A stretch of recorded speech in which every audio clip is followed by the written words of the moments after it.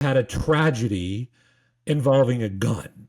I know several personal cases, like a brother or a sister committed suicide with a gun, and their thought is that gun took my family member away. So I hate guns, and guns are dangerous, and I don't like them, and the world would be a better place if people didn't have access to guns. So That would personal be experience.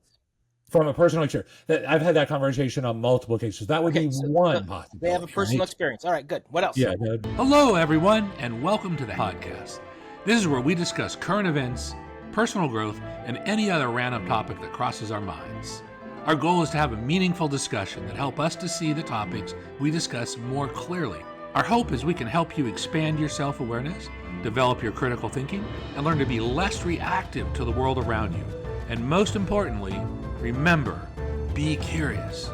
If you like what you hear, like this video and subscribe to the channel. If you have any feedback, please leave a comment. We want to hear what you think. Wow, Chris. Guess what day this is, Chris? This is a very special day today. It's a very special day. Happy birthday, America. Happy birthday, America. America is a great country. I feel like I need to go shoot a gun in the air or something today. I'm sorry I'm late. I had to go find a red, white, and blue shirt to wear. Oh, nice. Okay. I have red underwear on, if that means anything. I You probably don't won't need to show that. to you. It's fine. I'll keep that up. So basically, I'm red, white, and blue. I've got like this blue shirt on, and then I got red underwear on, and then I'm like pasty white the rest of me. So there's red, white, and blue for you. Well, and I got this hat. I was driving through. I went to Wiener Schnitzel when my family was in Japan because I would never eat there otherwise. But Yeah. and they had this hat, so I'm Oh, you got a Winter Schnitzel hat. Nice. yeah, Nice. not a party till the wieners come out. So There we go. That's right. That is correct. So anyways, Chris, what are we going to talk about today? I sent you a email. I don't know if you got it the other day. no, I just saw it just now actually as we were talking. And Yeah, I know we were talking about it before off air. Yep, but I haven't Let's read pull it it up.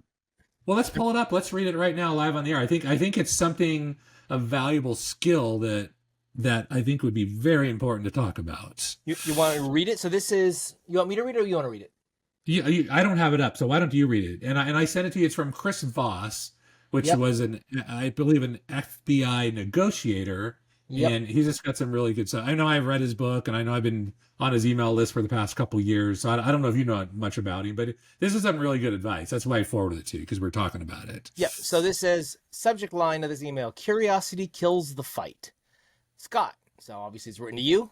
Curiosity and anger don't share space. The moment you get angry, your ability to ask clean, surgical questions vanishes. Poof, gone. What's left? Reaction, judgment, noise. But here's your tactical advantage. Stay curious. When someone triggers your rage, resentment, the heat behind the eyes, that's your cue. That's the signal. Not to explode, not to retreat, but to investigate. What's behind their behavior? What are they afraid of? What are they protecting? You don't need to agree. You need to understand. And understanding doesn't mean surrender. It means control. Because when you ask questions instead of reacting, something strange happens. The anger fades. It has nowhere to land. Curiosity scrubs it out. Suddenly, you're not fighting them, you're decoding them. And now you have the advantage. Tactical empathy, trademarked, isn't about being soft. It's about playing the long game. It's about mastering the moment when most people lose their edge. So when you feel the burn coming on, stop, ask, and watch the fire go out. That's right. From Chris. I think that's awesome. We were talking about that. Remember, we were talking off air. We weren't recording it, but we were talking about, I think you asked the question, or I asked, I don't remember who asked it, but it's just in my head, is the fact that when you start to get even slightly annoyed, even a little bit of frustration, anything, I think the question is do you lose the ability to think? And I mean, yeah, like anything, it's not black and white, it's on a spectrum, but I think yes. It's like your ability to think does get degraded even a little bit. So one of the things I've talked to you about recently is my idea that everyone has logic. And the problem isn't that, when someone has an opinion or an idea that's totally different than how you think. The problem isn't the fact that they're just idiots. The problem is the fact that the way their logic's working in their head, they're missing facts, they're missing information, they're weighing the wrong thing.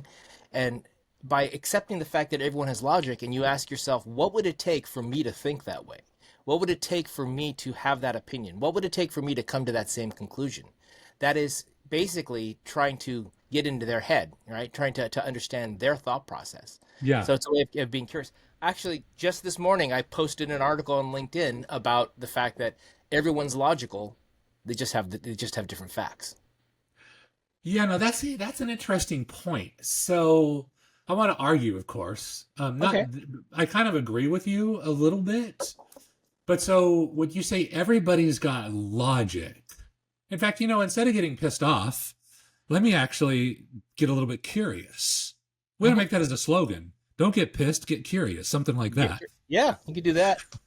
So anyways, so in that particular case, you tend to imply, which you could be correct, that everybody has logic. That's their logic. And my immediate response was, what I was thinking about was that, no, Chris, there's only one logic. Either your logic's good or it's not good. And maybe that's not true, right? What makes logic good? Well, I guess when I mean good, I think you're asking me, what do I mean by good? I mean that... Well, specifically logic. What makes logic good logic? Oh, what are the qualities logic? or characteristics that you would say that's good logic? I would think, so I haven't thought about this much, so I'm just going to wing it as usual. I would think that good logic, you could take in data and it'll get you to the best quality outcome, whatever that is. Quality meaning? Well, it depends on what you want to do. But let's say you want to climb a mountain, let's say, right? And so, metaphorically. And so to get to the top of the mountain, you have to do all these things just right. And there's a lot of ways to go astray along the way. So Okay. I would say good logic would give you the tools to allow you to get to the top of the mountain. So let me ask you, I'm going to use your scenario here. You and I want to climb to the top of a mountain. Right. We all know that we need gear, we need training, we need food, we need whatever, right? Yes, right. I go online and I look and find out that the weather this time of year is going to be 85 degrees at the top of the mountain. Right, exactly. You go online and you look, and for some reason, you have this opinion that it's going to be 32 degrees at the top of the mountain. Yes, right. Uh-huh. I plan for an 85-degree trip. You plan for a 32-degree trip. Yeah. You get all the gear. I get all the gear. We use logic to figure out what we're going to need. We say, oh, I'm going to need this. I'm going to need this kind of food. I'm going to need this kind of jacket, right? But we have totally different outcomes into the gear we actually get. Yes, right. Right? Which one's good? Which logic is good? Well, that's interesting. So in this particular case, it depends on how you define logic. If you decide that So, if well, you have no, this, so we both use thinking and logic. So to get to our conclusions, which one's good, which one's not good? well, I would say, okay, so the good, okay, let's define this. Let's be very specific, right? So good logic would get you to the top of the mountain. Is that correct? Is that good logic? Okay, good logic gets you to the top of the mountain. I mean, clearly in this particular case, we came prepared for different environments. For some reason, you thought it was going to be 85 degrees. I thought it was going to be 32 degrees. Yeah. So that would mean that, in my mind, that's kind of logic, though, because my thought is that, well, my logic, if it truly turned out that it was 85 degrees, then I would consider that to be bad logic on my side because I didn't research properly. And that may not be logic. That may be something that's not else. logic. That's the Well, thing. I know that's what I Logic just is said. logic is the thought process. It's the tool that we use. It has. This is why I say your inputs are bad. Your data is bad. So when I see someone with an opinion that sounds totally crazy, I then go back to what are the inputs that gave you that idea, that gave you that Okay, thought? no, that's right. Okay, fair enough. So I'm lumping that together, and I may need to break that apart and be a little more nuanced. Because in my mind, then what is that called then? if you don't do the right research, what error is that? Then if it's not a logical error, what do we name that? Well, because to me, the logic is not the data that comes in. That's a different skill set, right? So I don't know what is there a term for that we can Well, I would use? call it research, right? I mean, that'd be the Yeah. first thing that pops into my head.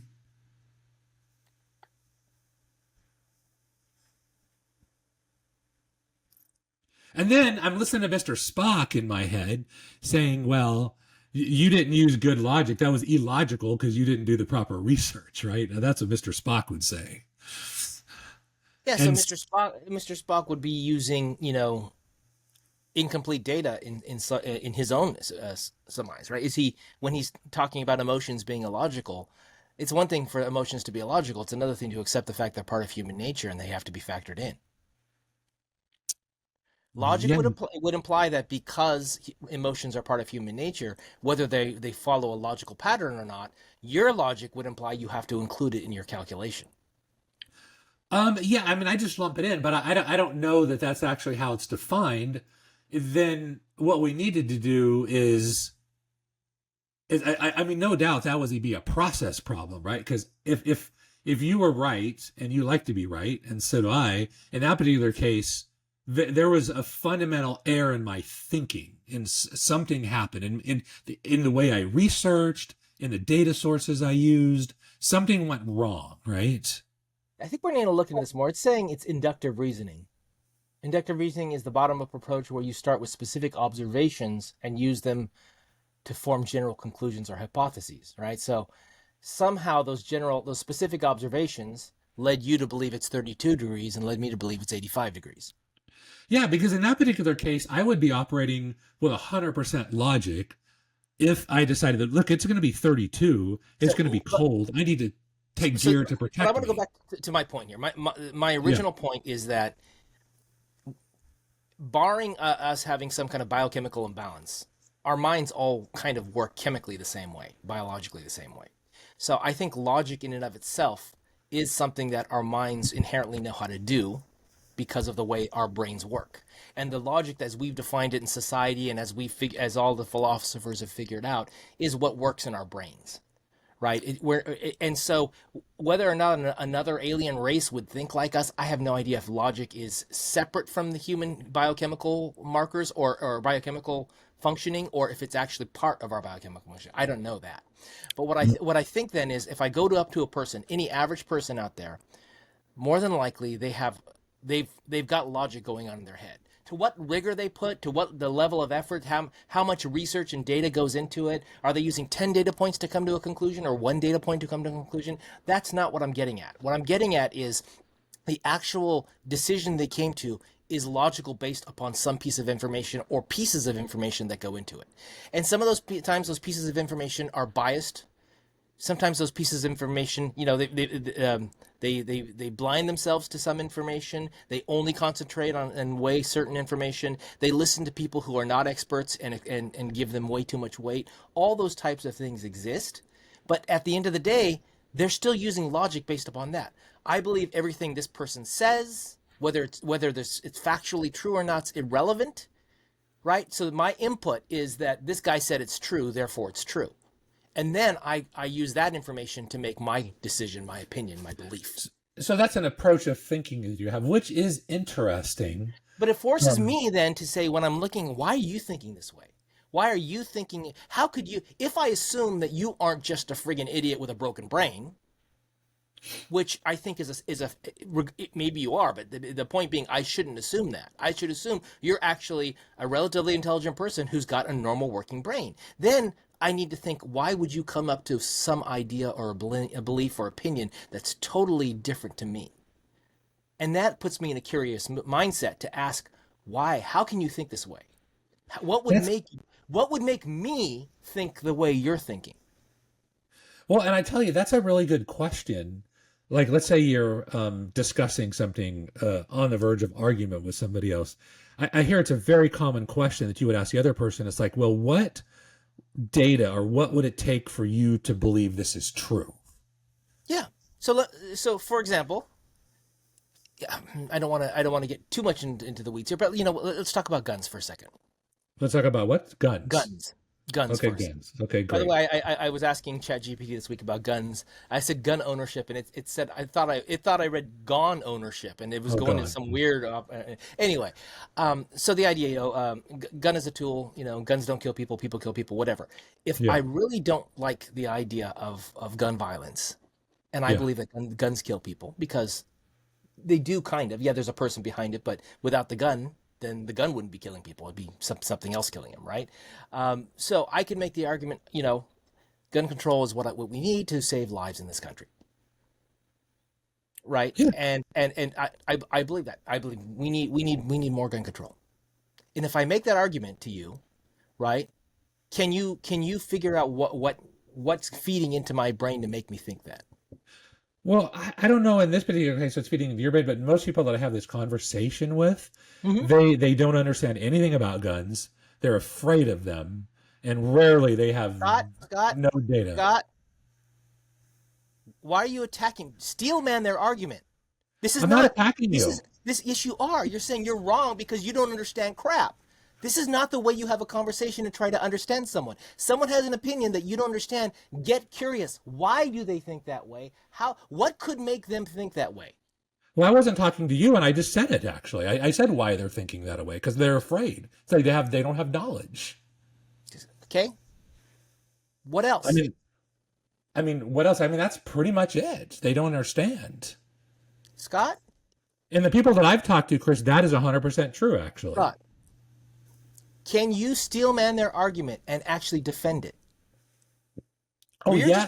you're just pointing out right now why they're afraid of something. What else could Okay, fit but let's that? go back. Okay, you asked me the question, do you understand why they're thinking that? Can And you I'm like, yes. defend their Babe. argument? Well, you didn't Can ask you me to do steel, that. well, that's part of what I was actually getting at. Can you steel man? What would make you think that way? What would make you have that opinion? When you say you, are you talking about You, me or? Scott, you, Scott, what would make you have the opinion of one of these people that wants massive gun control? Okay, because I've talked to them. I've had hours and hours of debate across multiple people. That's your experience. Now, I want you to articulate the argument that we need more gun control. Articulate So that you argument. want me to steel I man the want you to argument? steel man that argument. Get into their mindset. Figure it Okay, out. okay, Do okay. the But now best you listen, can. hang on. Okay, this is something important, Chris. We got to understand this. You did not ask me that first, and I gave you the response, and then you got frustrated because I didn't steel man it because you didn't ask me to do that. That's a I different question. Okay, I didn't specifically say that. I was implying that, but I get it. Okay. So Yeah. So I didn't so I want you now cuz when I say the question, what would make me think that way? That to me is a steel man argument. So, okay, but what you would, didn't ask me that. Yeah, so, that's in your so go mind, ahead but you got steel to be man it. specific. Go ahead steel man it right now. Okay, steel man it. So I'm gonna have to guess, right? So I don't know for sure because I don't have this thought, but sometimes when I've talked to people, they have had a tragedy involving a gun. I know in several personal cases, like a brother or a sister committed suicide with a gun, and their thought is that gun took my family member away. So I hate guns, and guns are dangerous, and I don't like them, and the world would be a better place if people didn't have access to guns. So That would personal be experience. from a personal experience. That I've had that conversation on multiple occasions. That would Okay, be so one they have a possibility, personal right? experience. All right, good. What else? Yeah, that would be one. Now I'm just guessing at this point because I haven't That's gotten fine, but you've got your background in understanding the world. You understand guns. You've been to other countries. You understand other kinds of violence. You see it. You know jujitsu. You've got an understanding of the world. You've got a number of facts. yeah. Try to figure out the argument for gun control. Well, possible. So another case, and I've even thought this. So in Arkansas, we basically all you got to do is show up to a class and like shoot a piece of paper 10 times and not fall asleep when they're reading you the laws, right? Mm-hmm. And during that time, I was scared out of my flippin' mind with the way people handled guns. And I wasn't opposed to gun control per se. I was just thinking, my God, you do not need a gun because you don't have the skill. Because you're given a very, very dangerous object, which ultimately is designed to kill people. That's the point of a gun. And it's designed to kill, right? It's not designed for anything else. And you in particular should not have a gun because you're dangerous with it. And so that would be a case that I would steel man an argument. Like for me, that's what I think in certain cases. All right. So bad training, bad skills, bad etiquette, whatever you want to call it. That etiquette, yeah. Dangerous skills, or whatever. But basically the argument here is that there are people who don't know what the hell they're doing who have guns. Absolutely. I've seen it. It scared the living crap out of me, you know? Okay. I mean, the same thing's true of driving, in my opinion, too. But No, that's right. Yeah, that's right. Yeah, of course. Right. Exactly. All right, go on. What else? But there's a difference between a car and a gun in behalf, because the car is not designed to kill people. It's designed to get you from point A to point B. A gun is designed to kill something, right? But it is a force multiplier. It is a force multiplier, yeah. Terrorists have used it to drive through, crowded pedestrian areas. So, but regardless of that, okay. So next thing. So right now, you want me to another argument to steal? I want you to build a strong argument that's going to be hard to take down. Because Okay. Now this is good, Chris, because you're being very specific about what you want from me, and I understand what you want. So this is good. We're off to a good start today. Yeah. And so actually, okay. Why don't we think about it? The other thing is maybe think about facts. What facts would exist that would argue for gun control? I would think suicides, people that use them in robberies to steal things, to home invasions. I would say that, okay, maybe people would any fact that would show that people are using this in an irresponsible way would be an argument against having that. Okay, so I think the one that's probably going to have the most publicity would be mass shootings. Yeah, I mean that's yeah, right. Sure, there's some mass shootings, right? Suicides are suicides, and yes, guns are a way to do it, but there's plenty of ways to kill yourself. Mass shootings is one, because a mass knifing. Let's face it, a mass shooting has the potential. Well, you don't have the leverage with a knife. With a gun, it's like you have way more power, right? So I think mass shooting is probably the argument that gets made most often. And then if you were to look at the numbers over the years, right? I think first thing is personally, my understanding is those numbers have gone up, and when I've done research on it, they have gone up over the years. Whether the average person thinks about that and does that kind of research, I don't know. But I'm sure when you hear about it on the news, you hear, oh, this is the 17th one this year or whatever they're going to talk about, right? So from the news perspective, you're going to hear that, and you're going to have a feeling at least that it's going up. So the impression, true or not, that shootings, home invasion robberies, suicides are up. True or not, that's the impression, right? So that's a potential fact or a semi-fact, or right. Okay. So that's one piece of it. What else? Yeah. So more steelman arguments. I think I'm just about out of steelman arguments. Okay. What about other countries that don't have guns? Yeah, I don't know much about that, so I don't have any data to. Oh, well, I would tell you that one year that I lived in Japan. This is 20 years ago. The Japan the police showed the number of guns and knives they took off of criminals in Japan that year. Yeah. It covered one large table. Okay, gotcha. You would get that in one raid in one house in America. Of course. Literally. Yeah. And the biggest weapon they had a couple of pistols, right? I mean, nothing incredible. There's no ARs or anything that would be considered a machine gun or anything like that. Anyway, so just the sheer availability of guns means you have less chances to use a gun because there just aren't as many. Yeah, right. They're harder to get. The argument for whether it's not logical, whether it's practical or not, if you wiped out all the guns in America, you would wipe out all the gun killing. Because there would be no guns. Yeah, because you couldn't do it. It's just physically not possible, right? Practical or not, I got you, would be less chance to use guns, therefore less killing by guns. Now this is good. I want to point out something we just did. This is pure logic. This is if X, then Y, right? I mean, Yes. it's right. So Perfect. when you go to a country like England or Japan or a country that has massive guns, and you are still allowed to have guns under certain conditions in most of these countries, but they're very Yeah. strict, right? Yeah. Right.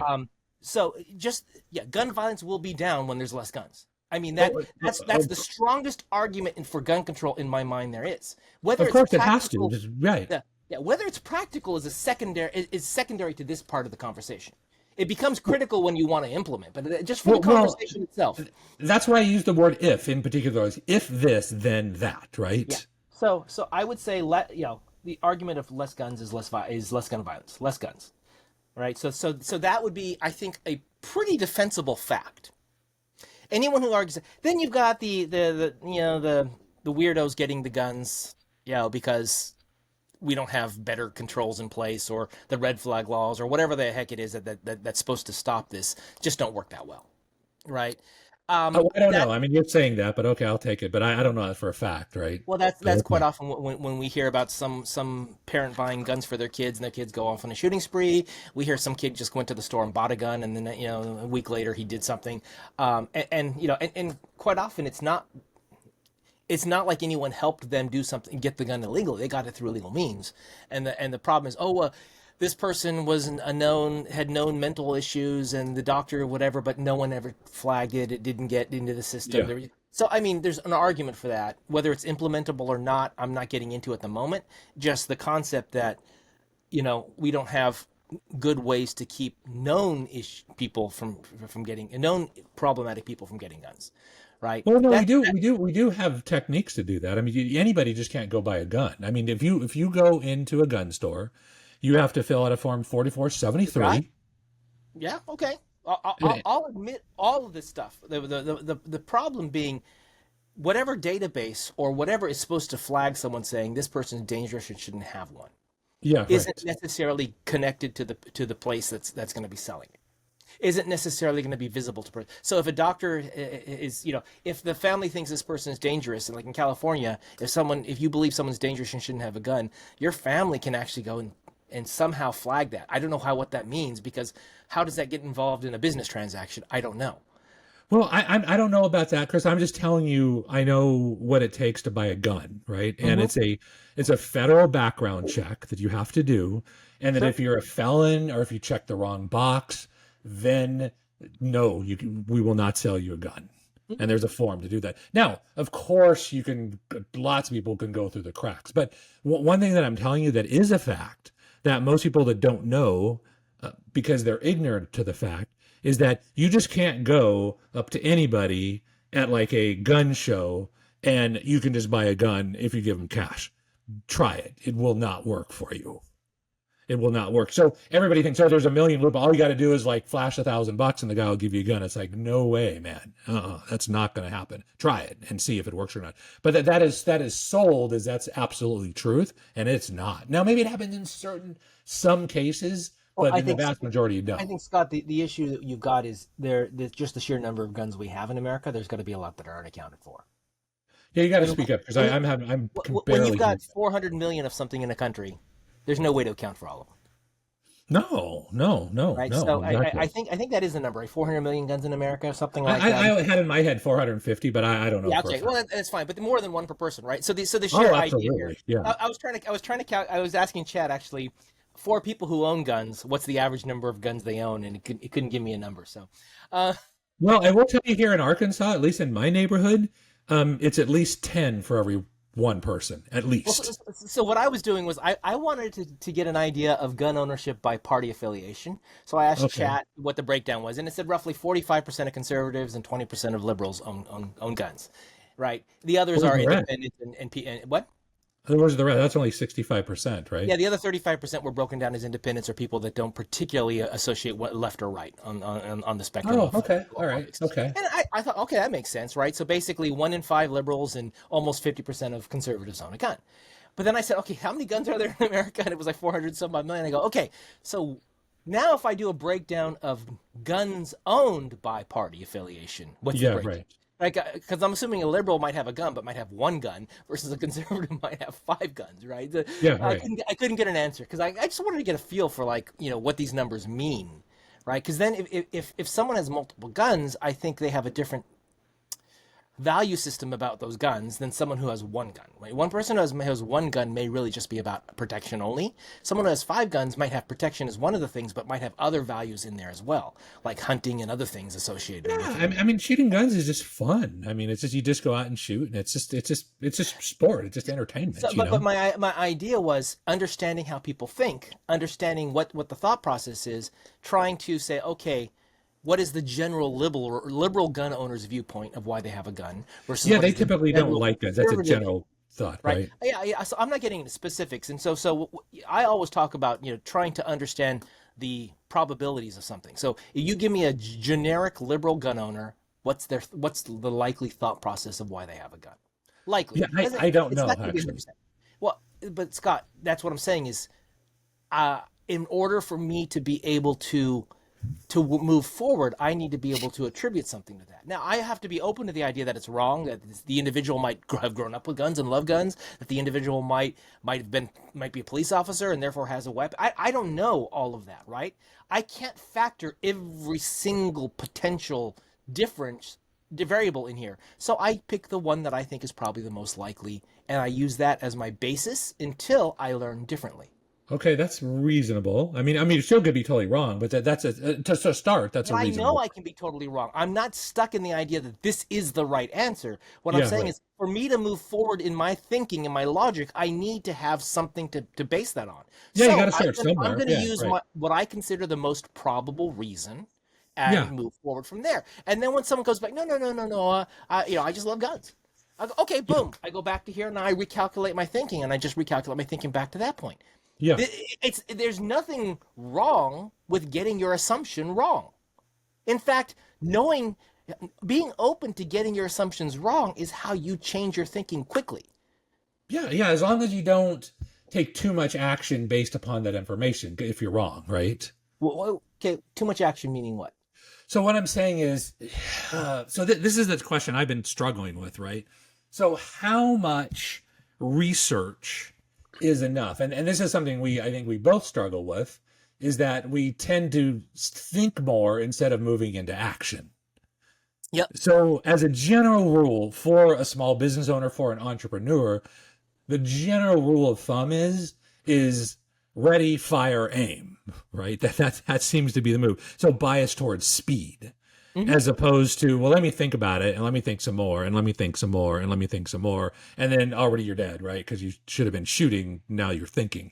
So I guess we'll table this because this is a tangent, but it's like, so how much information do you need before you can actually, pull the trigger, as they say? Are you arguing for delayed action until I have more knowledge? Or what are you arguing here? No, I'm not arguing. I'm not arguing. I'm asking a question in particular. Okay, so I'm assuming that I have an assumption that I'm using as the most probable reason why something is the way it is.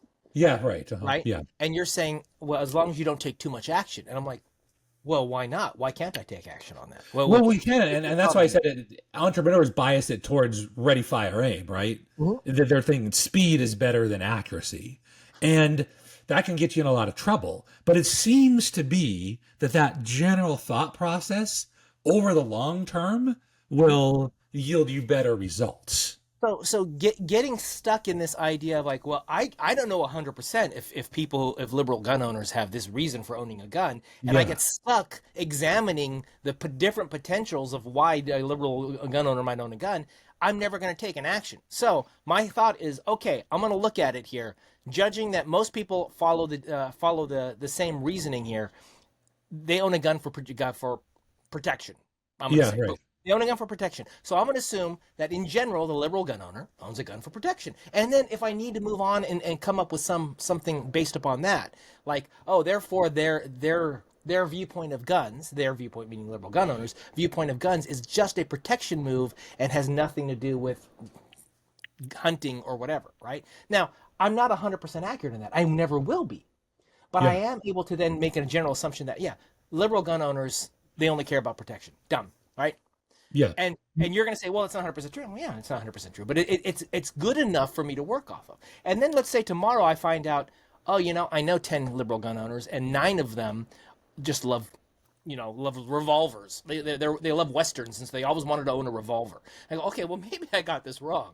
If 9 out of 10 people I know that have a gun, liberals that have a gun, have revolvers because they like westerns, maybe I need to rethink my reasoning on this. Well, yeah, and so this is nothing to do with guns. This question, right? This is just a general thought process. Yep. Is how confident do you need to be before you move forward with something? Because just going off half-cocked, right? That's dumb. But sitting there like thinking about it for 10 years is equally as dumb. So there's got to be some middle ground. What's the pressure to move, right? What's the pressure for action? If there's no pressure to come to a conclusion on whatever you're working on, then you can sit there forever. Yeah, right, exactly. But I'm assuming that you're trying to move towards some particular goal. So you need to build a mental framework of the way the world works. Yeah. And so you're at this point where you're going, okay, why do I'm going back to liberal gun owners because I think it's an interesting subset of gun owners, right? And say, all right, so we got liberal gun owners. I want to know why they have a gun. Yeah, so exactly. Most probable thing that I can think of off the top of my head without doing any other research is protection, because that's a common thing to have a gun. That is a common thing, right? Yeah. And then I could even steel man that idea. Well, we've got all these home invasion robberies in California that are going up, especially in the last couple of years. We've got people being followed home when they're driving their nice cars, or someone takes their Rolex watch, or whatever it is, right? We've got these mobs that come into stores in California and steal things. So suddenly there's this visual. People are seeing the dangers and the violence that is going on, and they're like, I got to protect myself. So gun ownership, boom. That's probably a very strong probability. Has a strong probability of being a very good reason why many of them have guns. Well, it could be, yeah. But I'm moving on. But I need to come up with secondary and tertiary potential as well. Yeah. So I'm going to throw a different way of looking at this, right? So I'm gonna propose that I think you're not wrong, but I don't think you're getting down to the core of the thing. It's not so much Republican or Democrat, left or right. I think it has more to do with your environment, whether you're rural or in the city, indicates gun ownership. And then if you look at the data, you'll typically find that more rural people are more conservative than city dwellers. So I think it's more of the environment that controls whether you have a gun as opposed to your political belief is my hunch. Okay, so to me, this is a non sequitur. So I am not bringing up. My first thought was, I wonder how gun ownership breaks down by political party. Gotcha, right. Right? It has nothing to do with environment. If my question was, I wonder how gun ownership breaks down in America. Yeah. That would be what you're saying. I already came up with the parameters of what I'm talking about. I wanted to understand how politics relates to gun ownership. Yeah, I got you. Right. So your point is great if you're questioning whether this is the right path to go down. I've already gone down this path. This is the path I've decided to go down. Okay. Right. So I think you're pulling back too far, trying to see a bigger picture, when I've already said no. This is the world I'm looking at. Okay, well, that's fine. You can do whatever you want. I'm just proposing that I think there's a deeper level that if you understood this other thing, you might have a deeper understanding of it. I'm trying to be helpful. Okay. I'm not trying to argue. You can do whatever you want, right? I get it, but I think at this point, what value is added to that when my question? So dismantle my question. My question is, I wonder how gun ownership breaks down based upon party lines. Yeah. Right. Exactly. So now your point. Well, how does that relate to my question? So my point is, I'm like, okay, that's an interesting question. And is that really the right question to be asking? Maybe the right question is, because we know that the environment controls how people think. If you're raised in New York City, you're going to think differently than if you are raised on a farm. Mm-hmm. And so then further, I'm going to start to look at it. And I'm like, okay, when you say for protection from what? Protection from people, or maybe protection from animals? Or protection from going hungry? Maybe you want to hunt. I mean, these are different reasons which could really affect behavior. Because you're assuming if somebody's protecting themselves from people, you're going to typically find that person is going to keep their gun loaded in their bedroom in the nightstand, right? Okay, Scott, what does that have to do with ownership? This is how it's being used. That's Right? behavior, Why? that's usage. I haven't gotten into any of that. So Yeah, but I'm adding this. I'm moving there. you're okay. So how does that benefit my initial question about understanding how politics affects ownership? Because what I'm saying, Chris, is that that's surface level thought. And I'm like, let's go deeper to delve a deeper understanding of the psychology of why somebody wants to have a gun. That's a different question. Yeah, I know. I'm moving forward. Yeah, I'm moving. Right. Exactly. Okay. Because you want me to stay at this one thing. And I'm like, okay, I can stay there. And I understand you want to stay there. But I'm saying, Chris, let's look at some other data to gain a deeper understanding. Let's shift now. So now we're not talking about trying to build a logical understanding of off of anything here. What you're doing is trying to reframe the entire question in the first place, which is a different thing than me trying to figure out and logically come up with a breakdown of gun ownership in America based upon politics. Yeah. What I'm saying is I'm thinking, okay, that's good. We got it, right? I'm in agreement with that. Typically conservatives will have more guns than liberals, right? No doubt. But now I'm saying, let's dig in deeper to have a deeper understanding of this.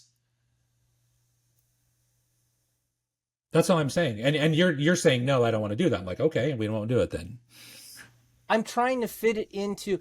I mean, I myself will have those types of thoughts that you're talking about. Yeah. I wonder if there's more to it than politics. Would be the next question. Yeah, right. Yeah. Right. I wonder if there's more to gun ownership than politics. Would be a follow up question that I would ask, and then you would go back and re-ask the initial question, and you would ask it in the way that says, besides politics, what other influences would okay? I understand where you're going with that. I guess the question is, I'm still trying to build an understanding of why people own. What would be the reason politically why someone would own a gun? And you're trying to extrapolate from that. Well, maybe it's not political. And I'm like, no, I'm still stuck on the political thing, and I haven't moved away from the political thing yet. Once I've built my understanding of how politics and guns interact, then I start saying, okay, besides politics, right? So we haven't finished building out my political viewpoint of gun ownership. Oh, okay, then, okay, that's a finished build, because I'm already built out, because I thought we already agreed on the fact that, yeah, typically Republicans have more guns than Democrats. Yeah, true. 100% true. Now I want to know why. That to me is level one. Yeah, right. So let's go to level 2 then. Yeah, level 2, still within the political realm, not getting out of the political realm. Okay. Right? So what are the reasons, right? And you're going into the reasons beyond the politics. I'm trying to work backward. From if I take a group of people, let's say they're the liberal side of this, the 20% of liberals that own a gun, Yeah. and I start breaking down what are the reasons why these people with this political mindset or this ideological mindset would own a gun, and then that's when I'm coming into things like other stuff, and then when we get into like secondary and third level order thinking as to why they would own a gun, then we can get they grew up with guns, or they own a gun shop, or I don't know what all these kinds of things that can happen, right? Yeah, right. But I'm still using the population and the initial population of liberal gun owners. Now, at some point, I may go, oh, well, let's go look over at the conservative gun owners. Well, there's a lot of the same reasons here. They may not be in the same percentages, and there may be additional reasons because there's a different viewpoint on guns. Yeah. But then I can start to say, okay, now let's go to the broader population and start applying. Do these reasons apply to the broader population as a whole? Okay, to all all right. of them, right? Okay. And then I would start I would get away from politics at that point, because what I've done is I've started with a smaller population to think through and to steelman the way they think.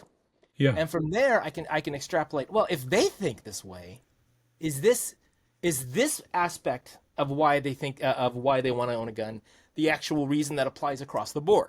And in which case, I'm getting away from politics at that point. Yeah, I agree with you 100%. Yeah, exactly. Okay. My thought is like, okay, we established that, so let's just move forward, actually. So I think we're still talking probabilities. We're still talking I could be wrong, right? So if I want to move forward, I've got to build a probability structure in my head as to why this is this way, why this is that way. Could it be this other way? Yes, it could. Now, for me to move to the next thing, I've got to pick one of these as my primary, and I'm going to use that as my general assumption. Okay. So I build my general assumption that most liberal gun owners own a gun for protection. Right. Yeah, that's what I'm trying to do. I'm trying to move forward. I'm like, yeah, okay, we got that. Let's move now. Let's go to why. Let's go to deeper understanding. I'm not sure I need deep understanding yet. I haven't got to the point where I feel the need for deeper understanding yet. Okay, all right. Then let's change the subject. Okay, then right. I thought this was a discussion, right? No. How? What are we So trying to do logically, here? What's your point? I mean, are you just thinking through and you're exposing your model of how you think, or what is the? Are we discussing? What what are we I'm trying to doing? figure out is, so now what happens? How do I test my understanding? So that may be where you're talking about, but my understanding doesn't expand beyond the subset population. I've already said, here's the small subset. Here's what I think is the most probable reason why they do this, See, right? here's the And now, thing. So I'm gonna get curious right now because you have this very rigorous like thought process that you go through, right? Mhm. And then when I try to move it or change it or like add any depth to it, you're like, no, no, no, no, no, no, no, no. I'm not done here. I'm gonna stay here until I'm like super certain, and then I can go to the next step. Where my thought is, yeah, yeah, we got that. Let's go to the next step, right? So we can learn more information. what's the secondary reason people own guns in the liberal group? Well, I don't know actually. I don't really But let's understand. take the time to think about that. I Right don't. now. But I don't know. I don't know, Chris. I don't know how they think. I know how conservatives think. I know how I think. So build the skills right now. Figure out, throw out some ideas. Why do you think a liberal might own a gun? I don't know that. Decide. I wouldn't typically go down this. This would not be my approach. But my approach would be if I want to know, I'd go talk to him. Hey, man, why do you own a gun? What's going on? Well, why are you afraid of That's guns? good Why don't you like them? anecdotally, yeah. I mean, that's what I would do. I mean, I would go look at data and research and everything. But the problem is when you get data, though, it can be biased. So you got to be careful because questions steer focus. So depending on how you ask questions can affect answers. Yeah, but So I got to ask I would myself, expect you to apply your own logic and reasoning to be able to find that bias. yeah, well, I don't know because You would look at the question asked, you would look at the way it was answered, you would look at the population that was asked, and you would come across, okay, this is probably biased this way, but there's a kernel of truth here, so I'm going to give this level of probability of, or yeah, this yeah, level yeah. right? So But that's not exposed my in thought studies. here is coming up with one reason is not the end of where I move forward from. Oh, no, yeah, there's multiple reasons, Right? I'm sure. Yeah. I need to come up with a secondary and a tertiary reason, to be able to say, all right, if this is wrong, like let's say I believe 80% of 80% of the liberal side owns guns for protection. I go, okay, Yeah. I don't know why I would say 80%, but let's say I'm that's certain of it. It goes, and then I'm like, Yeah. okay, what would be another reason that if I had to do a fallback and rework my entire reasoning Yeah. chain from this point, that would make sense? Why would someone else? Why would someone else? So Because this they is like. so this is fun, Chris. So this is interesting because this is exposing a fundamental different way we approach problems actually.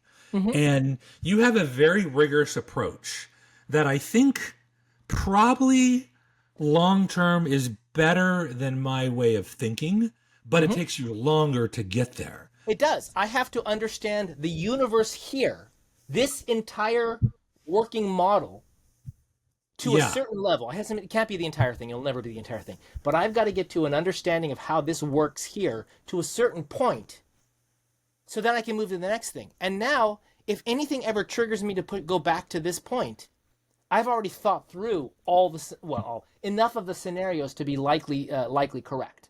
So here's I got you. I hear you. So here's how my brain thinks on there. That you need a higher level of confidence before you move on than I do. Because what I'm saying is I know enough about this, but let me go here. And I know for a fact I'm gonna circle back around to this thing, but I need a different perspective right now, and I need a different perspective, and then I'm gonna kind of consolidate that information and then like build my confidence in each area up.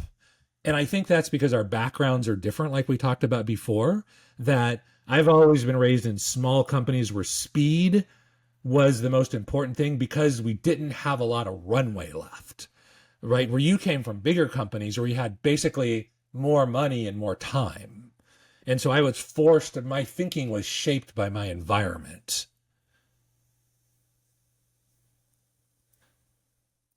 And so, first of all, let me see. Do you agree with that premise that we have different approaches to thinking? Yes, Okay, very good, actually. And I think in certain cases your thinking is better, and I think in certain cases my thinking's better.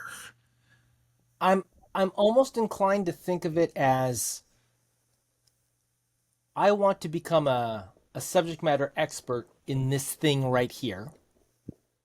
Okay. Or I want to get to a certain threshold of subject matter expertise in this thing here. Gotcha. So in liberal gun ownership, let's say. Okay, perfect. All right.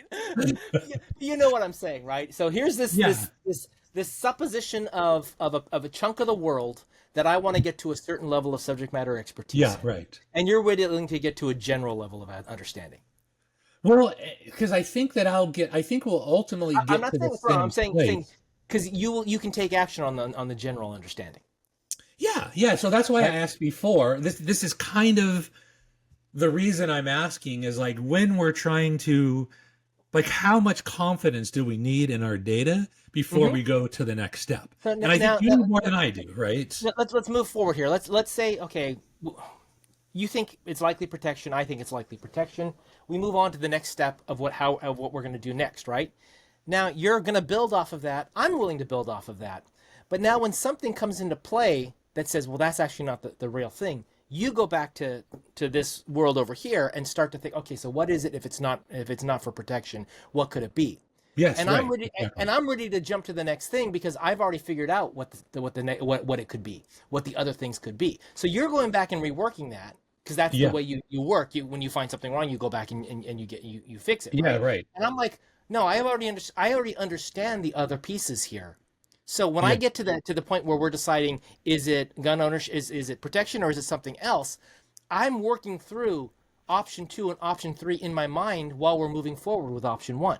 Okay, gotcha. I'm actually planning the other options in my head. So then when something shakes option 1 off the table, knocks it off the table, I'm sitting there, oh, okay, well then we'll use option 2 because that seems like the most likely secondary thing or the most likely third thing, right? And so this is the reason why I think this way is because the more I understand, the more expertise I have in something, I can, when I move forward, I build, this is the best option based upon my assumptions, and my assumptions I'm X% confident in. But here's the secondary and the third and the fourth and the fifth and however many I need to have. And so, yes, it's more effort, and there's more complexity in understanding how things fit together. And I will delay you saying, how does that work? How does that fit? How does this go together? But then when you need a variable change in the future, I'm very quick to adapt to it because I have an understanding of how those pieces fit together. Well, so let's say we got two different logical and I think both of us are pretty logical thinkers, right? More than the average Joe would be my guess. Okay. So I guess then the key is not which one's better, because I'm sure they both have their strengths, they both have their weaknesses. But when do you choose your approach and when do you choose my approach? So I think this goes back to science and engineering, and the idea that engineering is trying to solve a problem, science is trying to understand things. But you're trying to solve a problem at the same thing too. I mean, I am, but I'm starting with this idea. I need to understand it all before I can solve it. And engineering is often, we got to get to a solution, right? Yeah, because for me, time is a heavy variable. It's like we got to get to a solution in this period of time. And typically my time window is compressed. I feel like I've been raised in an environment where there's more pressure to get to the answer faster. And I will argue that the engineering mindset is what has made the United States such a powerful economic, such an economic power, is the fact that we solve problems. Yeah. Okay. I would also argue though that a lot of the secondary problems, second order, third order problems we have are because we just solved problems without looking at and understanding the bigger picture. Oh, absolutely. Yeah. When you solve right. the first order problem, the second and third order consequences are not considered. In my approach, I would be thinking about those second and third order consequences. I would be adjusting the plan, the solution to try to mitigate those. So it really depends on what do you need the immediate short-term effect, which is really what the U.S. is about, right? Most businesses have a quarter or a yearly plan at the moment. Right. You talk to a place where they've got a 100-year plan, and the approach is totally different. And I think this is the one thing we've got. We get short-term gains, but we get long-term problems we got to solve. Yeah, because they're not thought through. I don't know if that's better. In my mind, it's worse. Yeah. But maybe it's better because in the short term, if you win in the short term, you know, and You're going to be around for the long term. You'll be dead you otherwise. you eliminate everyone else in the short term, then you're the only one left to suffer through your second and third order problems. So maybe that's the better way to go. To my mind, though, if everyone planned ahead better, we'd all have better lives. Yeah, no, absolutely. It's just how much planning. So I think both of us are really valuable. And I think if we're going to solve really complex problems, then you need both of us. This is the diversity of thought, I think, that is so valuable, right? So here's the thing. So here's what I would do. I could, Chris, I hear you. You kind of drive me crazy, but here's your job, right? You're going to make sure we have dinner in a year from now. I'm going to make sure we have dinner tonight, because if we don't eat tonight, we're not going to be around in a year. So we've got to cooperate. We've got to work together. I think that's the right answer. That's a good way to frame it, I guess. It would be what I would say. But we've kind of gone off the topic of steelmanning this argument of why gun control. Well, that's what we do, Chris. We weave around. That's in our intro. It's like we randomly. You said personal experience, the potential for gun owners that are not good gun owners, basically. Well, they're when I say not good, I mean they don't have the skill. They don't have the etiquette. They don't have the skills. They aren't doing the things like making sure the guns aren't pointed at people. Whatever, all the kinds of things you would expect a knowledgeable, reasonable, responsible gun owner to do. I mean, for God's sakes, man, yeah, this thing can kill somebody. Don't aim it at me ever. Don't sweep me. I mean, yeah, that's just common frickin' sense, right? Keep your finger off the frickin' trigger. Yeah, exactly. You know how many? It's common sense to you. Okay, well, it's just a second. We should steelman their reasoning in just a second, but let's stay on this one for the moment. Okay, yeah. All right. So then we've got potential facts of increases in shootings, robberies, suicides, all that kind of stuff. So gun crime or gun violence, death, whatever you want to call it. The idea that less guns means less gun violence because there's just less opportunity. Well, by definition, just by pure definition, right? Yeah, exactly. You have less guns. Anything else we could think of as to why gun control? Oh, we mentioned the fact of people who shouldn't be getting guns. And you could argue that there is a level of gun control because you have to register for the gun today. But if I could argue if one person gets a gun who shouldn't get one, then we need stricter gun control. Maybe. I mean, I don't know. I mean, there's an argument on whether the return on investment is really there, but for someone who's like, even one life lost would be, it's worth spending billions of dollars for even one life lost. I mean, it's not, in my mind, a reasonable argument from a social perspective, but that might be the argument. Hey, Chris, can you do about your I can barely hear you, man. Really? Yeah, now that's way better right there. Yeah, okay, way better. So we've got all of that going on. So then I guess now the question is, those are all very good reasons in my mind why someone would be for gun control, for strict gun control. Yeah, right. So that would be something. If I, given those variables, if I had those things in my background, I might say we need better gun control. Okay, now let me put a caveat on that, because I think it's important. What we're doing is we're doing a logical approach. We're in no way agreeing or disagreeing. We're just trying to understand. Oh, you're just trying to say, how could I get to their opinion? Yeah. This is even not even talking to that person yet. This is just you trying to steelman their opinion in your mind. Yeah. You haven't even asked them their opinion on anything yet. Yeah, right. And this is so important to understand. Anybody watching this, for the 7 people that's going to actually watch this, it's like, this is so important to understand that this in no means I'm agreeing or disagreeing. I'm just purely trying to understand. That's it. Yes. That's it. And the other thing, just so everybody who knows about comments, this has absolutely zero to do with guns.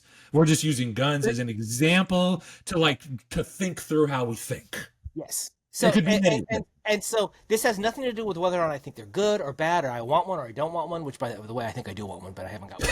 Anyway, that's a separate thing. But the idea here being, and for me, it would be because of protection too. So, Chris, you got to do the volume thing. I said for me, it would be because of protection. But that would be the reason why I want one. But the idea here, okay. So now I'm saying, here's this person with this viewpoint. Whether you agree with it or not is not the point. Can you come to that conclusion logically? And so we've built this. Now these may not be the points that they're using in their opinion. Right. That's That's not relevant at this point. Right Yeah, now is, yeah. can I reasonably come up with their conclusion? Yeah, Once and you're there, yes. that puts you in a mindset say, okay, now let me talk to this person. Because more than likely, 60 to 70, maybe even 90% of our reasoning is right.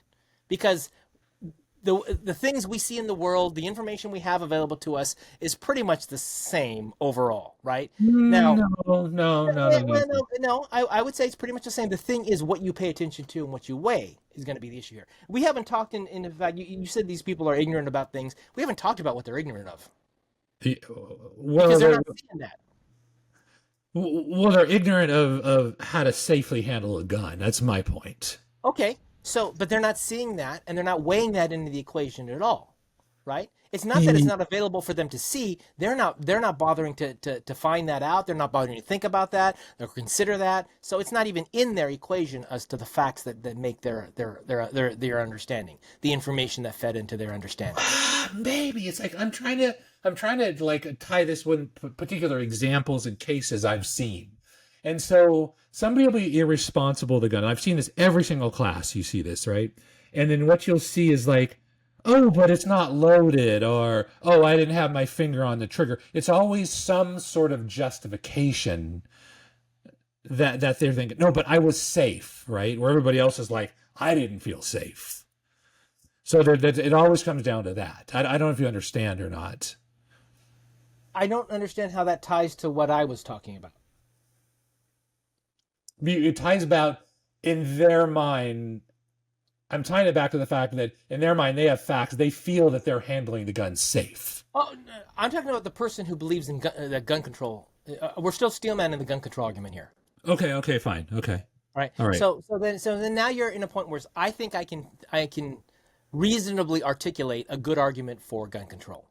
Whether or not you believe it or not, based upon this thinking, now I can articulate. Now I can have a conversation with that person. Well, why do you think that way? What makes you think that way? And he goes, I can come up with a couple of reasons, like, suicides and mass shootings and people who don't know what the hell they're doing when they have a gun.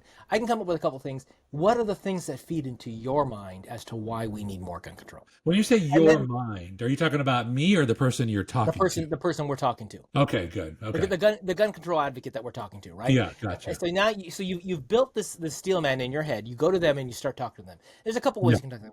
One thing is, why do you think that way, or what makes you think that way, or whatever. And of course, the tone you come across will then make them defensive or not. So I think now that you've built an understanding in your head, actually referencing it and letting them know that you actually can think like them. Yeah, and said, okay, so I can understand with gun violence appearing to go up, and with countries that don't own guns having less gun crime. I understand why you might want more gun control. What are the things that you're thinking in your head, or that facts that go that you use to figure this out? And a lot of people, it'll be one thing. And it might be that one thing is the personal experience you talked about. Or the one thing might be, I lived in England for many years and we didn't have this problem. Whatever. Or it could be 5 things. Like, the level of detail we went to, building up 5 different reasons why, may be well beyond what the average person does.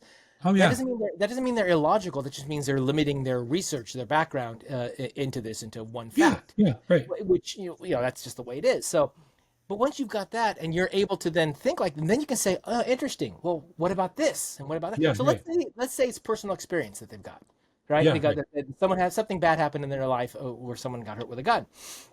And you go, yeah, that's pretty bad. I know that in countries like England or in Japan or other countries that don't allow gun ownership, the amount of gun crime is lower. And they go, yeah. And he goes, and of course, the news shows us all these shootings that happen, and all these crimes are happening. So, you understand that, with less guns, we wouldn't have this problem. Yeah. He goes, but then what can you do? What power do we have here at this point? Because there are 400 and some odd million guns in America. How do you get them off the street? You're not going to be able to, there's no way to implement that. So then you start going into the idea of but this is why some people want guns, to protect themselves, right? And now you're beginning to talk them through the logic away from gun control, right? Yeah. Why would 1 in 5 liberals owns a gun? Why? He goes, why do you think that is? oh, they want it for protection. They go, if there were no guns on the street, they wouldn't have to have it. And you go, Yeah. yeah, you're probably right. They wouldn't have to. But of course, you always have crazies going around with machetes or knives or whatever. And yeah, it's a lot less dangerous maybe, but it's still something that's out there. But you walk them reasonably to a point where they could see why someone would have a logical reason, besides just desire to have a gun, but a logical reason to have a gun. Yeah, And then I think so. Yeah. you want to inch them there. They're never going to buy in immediately. If they buy in immediately, then I don't know what you've done to their mind, but if you just get them to come up with, there's a little bit of there's a logical reason why someone might want a gun. Yeah, they're very likely. Yeah. Most of the time what I've experienced though is the very emotional, deep-seated fear of something.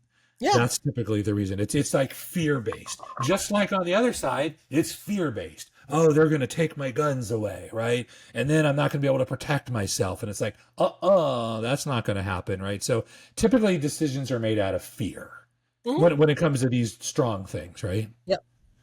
So, I mean, there's techniques, I'm sure that Chris Voss and others go over this, is the idea of trying to get someone to just acknowledge that there's something out there that might need to be addressed. And then how could we address that? Yeah, how can we address this? Maybe we could, so let's say I'm arguing against someone who's anti-gun control, heavily anti-gun control, right? Yeah, right. Yeah, but these crazies out there who are getting a gun, these guys who probably shouldn't have one because they've been in mental institutions and the like, how can we make sure they don't get one? Yeah, right. Yeah, exactly. Right? I'm not talking about you and your guns. I'm talking about this one little subset here. Yeah, right. Yeah, right? exactly. And then when we start talking, well, maybe we need better laws, or we need better systems that talk to each other, or what? So now we're touching on the kind of the fringes of gun control here. Yeah, yeah. Oh, I absolutely believe there should be forms of gun control. Just like there's like for you to buy a new gun, you have to go fill it. That's because you have more depth of thought in this topic than other people. Other people default to a black or white. There's no gray in their thinking, right? Well, I worked in a gun store for a while when I got back, and I filled out a bunch of those forms for people, right? How do we get people to understand the gray area is what we're talking about here? So that's why I'm saying, so we start with something that I think almost everyone would agree upon. We don't want crazy people with guns. Oh, for God's sakes, no. We don't want convicted felons to have guns, right? We start talking about from that aspect. We start going, how could we do this? How could we control that? How could we do that? And then you get someone to openly come up with the idea, well, maybe we need control in that area. Yeah, right. Yeah. Right? I think that's reasonable. And once you have that conversation and they're open to that level of thinking, so now it's no longer gun control is bad. It's like some gun control is bad or only certain kinds are good. So now we're talking about a concept of sales, influence, persuasion, how to do that.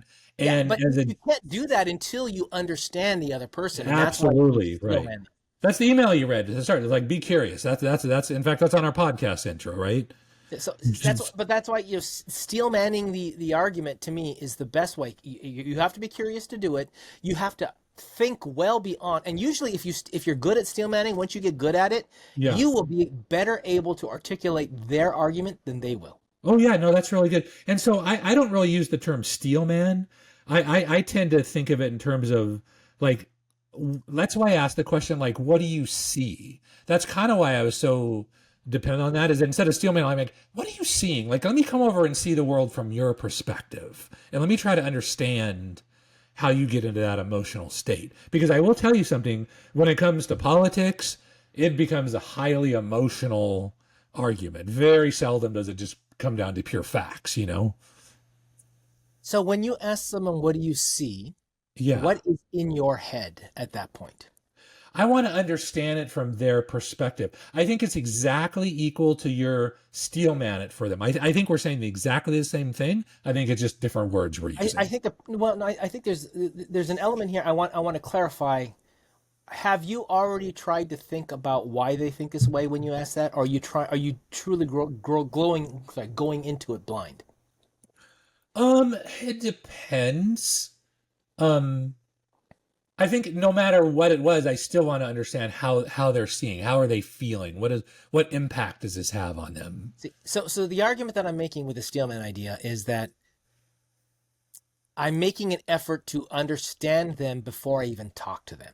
Okay. And then I talk to them. And the reason why I want to do that is to empathize with them is to be able to come across as someone who's not a good. What do you see?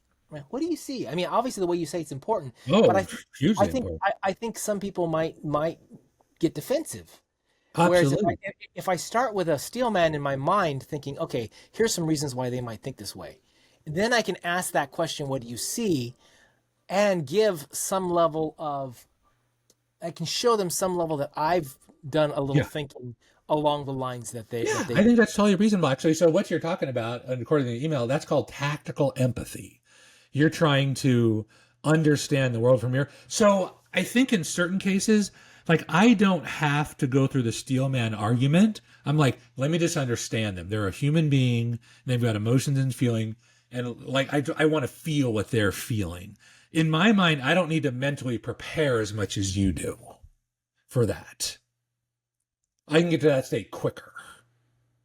Now, no doubt, I think that's what you're trying to do. I think what you're trying to do is you're trying to be tactical. What is it? Tactical empathy. You're trying to implement that technique, but you have a different process of preparation than I do for that. I Yeah, think so that's what we're saying, so right? when you ask them what do you see, and then they Yeah. tell you what they're thinking. Yeah. Um, in my scenario, Well, no, I hang on. probably No. It's more than that. It's more than that, Chris. What do you see encompass what are you thinking and what are you feeling? Both of those together. but in the idea that I'm going through here is when they state to you whatever's in there, whatever's going on, Yeah. you then take it in and then do your thinking about it, and then respond to that thinking. Yeah. I try to do the thinking and what I'm looking for, if I'm not like freaked out in my own mind, which I am most of the time, but if I can remain calm and curious, I'm just not understanding their thinking, but I'm looking at their body language. I'm listening. Um, are they sweating? Are they getting angry? I'm trying to take all that data in to understand. It's more than just a mental game. So in my scenario, when I ask them, why do you think that way, or what's going on in your head, and they tell me something, in all likelihood, maybe 1 in 5 things they tell me are going to be things I haven't considered. The 4 and 5 are going to be things I have considered. Yeah. Okay. There you go. So I'm actually not having to Hey, spend the Chris, you got to mental speak effort. up more. Really, I'm Yes. actually not spending the mental effort to figure out, to process what they said after they say it, because I've processed 80% of what they're going to say before they say it. Okay, I mean that's fine if you can do that. Yeah. I think what we're talking about I now. think we can all do this because I think all of us really are good at being able to put ourselves in other people's minds. I Some of don't us know are, about that. some of us are I better than don't know. others because we've practiced it more. If But you the more practice you it, do yeah. it, the more you try to do it, the more you think about it, the more you listen to people, the more you look at how they act and what they say, it'll all fit together. People are 100%. Yeah, the more you people understand generally. I them. mean, gosh, who is it? Agatha Christie or whatever, who used to write Miss Marple books, right? And Miss Marple was the little old lady in town who she could solve crimes because she knew the basic characteristics of personality. Yes, right, This right, is right, this right. kind of person. This is the Yeah, peacock. This is yeah, this is this kind of person. This is the mouse.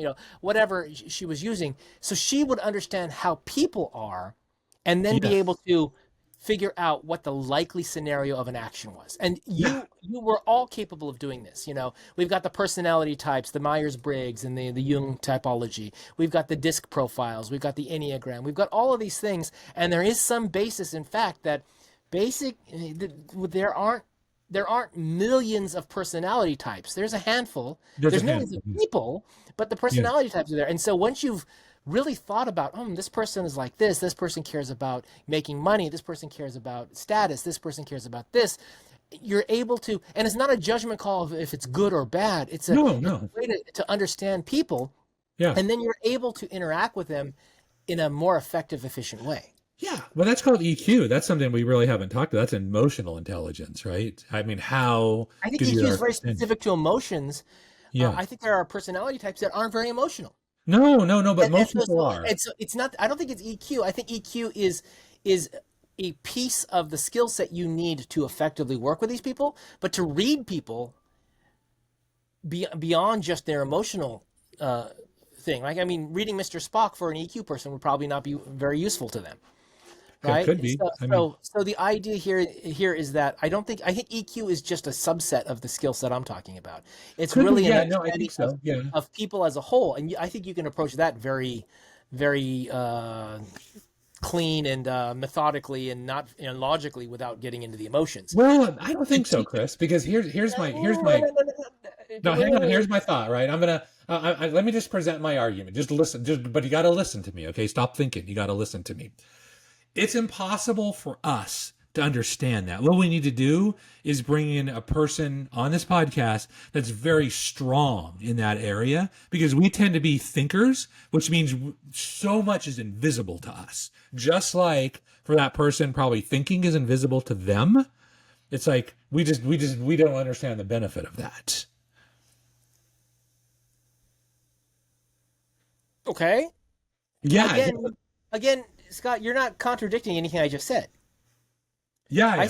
I said it's a subset of skills we all need. So some people will need the analytical ability, some people will need the EQ ability. Actually, you'll need all these skills to really talk to people. The thing I'm talking about is at a higher level, understanding the personality types. Some people do need more emotional discussion. Some people need more of a scientific discussion. And so this isn't about the value of being able to read someone from an EQ perspective. This is the value of being able to understand general human personality. Yeah, exactly. I think though, my hunch is, this is my hypothesis, right, on listening to you. I think you're underestimating the importance of EQ. That's my thought. Oh, I'm sure I do, because that I personally think that emotions are crap and no one should have to. You should have them firmly under control, and they should not affect the way you think. Okay, that's my personal belief. But I also recognize that EQ is something that I need to work on, and it's something that everyone needs to have a certain ability on. But that's not what I was saying. I was saying, EQ is one of those skill sets, and it's around the emotions. And there's probably a logical skill set, and there's maybe other things. There's a physical skill set potentially. There's all these different skill sets to be able to interact with someone in a way that works best with them. Yeah. But what I'm getting at is those are also personality types, right? There's a personality type that is more emotional. There's a personality type that is more scientific. Yeah. And that's the one time I'm talking about, that kind of overarching skill set to be able to classify and understand people. Yeah. How you then interact with them, those are the EQ skill sets and the logical skill sets and those types of things. Right? Yeah, the techniques you use, right? There's a hierarchy here of understanding, and the first level understanding is understanding the type of person you're talking to. Yeah. Secondary is then having the skills to interact with them. Yes, you have to understand them, which means you have to not be selfish. It's not about you. It's like, for a moment, when you're selling to somebody or trying to sell an argument, and I'm used selling, not just selling something in exchange for money, but kind of selling an idea. You have to be more aware of that person's state than your own state. And that's a credible skill that I am desperately trying to work on. That's very hard for me. Do you ever listen to people and try to figure out why they're thinking that way or why they're talking that way? Like, if you're at the diner and you hear some family talking in the booth next to you, or a couple of people talking in the booth next to you, do you ever listen and try to understand? Sometimes, if I can get over my judgment, and if I can go over my pride and my ego, but I'm trying to. So okay, hang on. Let me describe something to you. I've never told you this before, but there's a thing. I'm like very empathic. I don't know if you know what that means.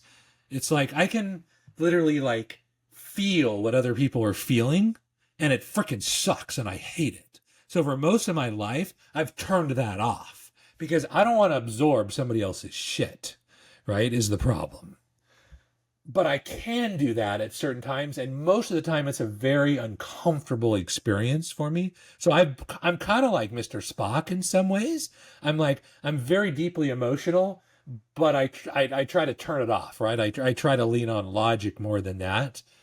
And I think I've gone too far because I can go too emotional and too logical, because usually I get emotional sometimes and I stop thinking. And I know on the podcast we talk about not feel less, but just don't let the feelings overwhelm you. And I'm really trying to struggle to find the right blend of that. And I definitely tend to you know, like when you're hunting for something, it's like you're constantly overshooting. It's like you're overcorrecting. You know, you're too right. Oh, now you're too far left. Then you're too far right. Next thing you know, you're just going. You know, I'm not putting the right control in. So, anyways, that's just my personal problem. I'm trying to figure out. It never occurs to me when I'm listening to a conversation, like when you're working in an office environment and there's cubicles and there's people in other cubicles having conversations. Yeah. I eavesdrop. No, never have a conversation within my hearing of my hearing and expect me not to hear it. Um, and I'll hear the conversation and sometimes it's just a conversation. I don't care what they're talking about. They're talking about whatever Yeah. they're going to do over the weekend or whatever. Yeah. It just is. But then someone will say something, a phrase or something, a sentence that makes me think that's an odd thing to say, or that doesn't fit in this conversation, or Yeah. that's, Right. and then I go, what was the thought behind that comment? What was the thought? Yeah. Now, Why are did you? you say that thing? Yeah. Now that's interesting. So, why did you say that thing? And you immediately tie that to thought, which is interesting. It could be a feeling. It could be an emotion too. How do you bias it? How do you weight that thought versus feeling? So to me, there's always a thought, whether it's coming from a feeling or whether it's coming from logic or whether it's coming from some other thing. There's a thought. You can't speak without a thought. Hang on. Maybe you can grunt in pain, but that's about it. You can grunt and make sounds. Yeah, I was going there. So that's a pure emotional thing. Yeah. Yeah. But So I think you're right in the sense that yeah, if you're using the English language, you have to construct that together if you're in some way. communicating through speech, you're more than likely having to use a thought to articulate the speech, right? It may Now, not be good thought, but it is a thought, right? this has nothing to do with the quality of the thought, right? Yeah, So then right, exactly. what thought occurred? Because, oh, maybe there was no reasoning at all. It was a straight, emotional reaction. Yeah, right. Okay. So then so there's still a thought to make that sound. But now it was driven by emotion. It was driven by logic. It was driven by need. It was driven by curiosity. It was driven Something, by, right. right? And so that's what I'm going to. We'll go to so when I say what was the thought, it was like what actually made you do that, right? Is what I'm getting to, right? So Yeah, and so, that's well, so hang on. Can I put you on pause just for a second? Because I'm thinking of something else. Or you can finish and then I'll come back to this. Whatever your preference is. So I'm just saying, I often will listen to other people talk, Yeah. and try to understand their purpose for talking. It's just to communicate. It's just to get to talk to their friend. It's Yeah. just to feel good. It's to have an argument. It's to teach them something. It's to show them they're wrong. It's to and so Whatever. I then try to, but I actually do judge interactions of people around me. When I'm at the Yeah. coffee shop and the two people behind me are talking about blah blah blah blah blah, I listen to understand what's driving the conversation. I don't listen to the content. So when I'm eavesdropping, it's not the content I'm listening to, it's why you're talking. So I really try to understand the people's thinking so that when someone says something like an opinion I disagree with, I go, okay, so what's the thinking behind this? Yeah, And right, even if right, right. is it emotional thinking? Is it logical thinking? Is it reactionary thinking? Is it philosophical, well thought out opinions? Is it regurgitating someone else's idea? Like, are you just restating what some famous person or politician said? I don't know. So those are the thoughts that go through my head. Okay. When I'm Okay, gotcha. interpreting what you're saying. Anyway, go ahead. Okay. Okay. So this is what I want to do. And I'm not trying to in any way like prove you wrong or right. This is an honest to God, curious question, right? At this point. So I've been fiddling with AI a lot. I mean, I spent hours with it yesterday because I'm forming this new company up and I'm writing copy and I'm building a web page. And so part of what I'm trying to do to get ChatGPT to give me what I want is it's the prompting, AKA, how do you talk to this thing? And so what I'm trying to do is I'm trying a bunch of different techniques because what I want to know is I want to know how does this thing think, right? And thinking, you give me a lot of room on thinking because I don't even know what that means necessarily, right? So when you talk to ChatGPT, or you're listening to a person, you said how they think.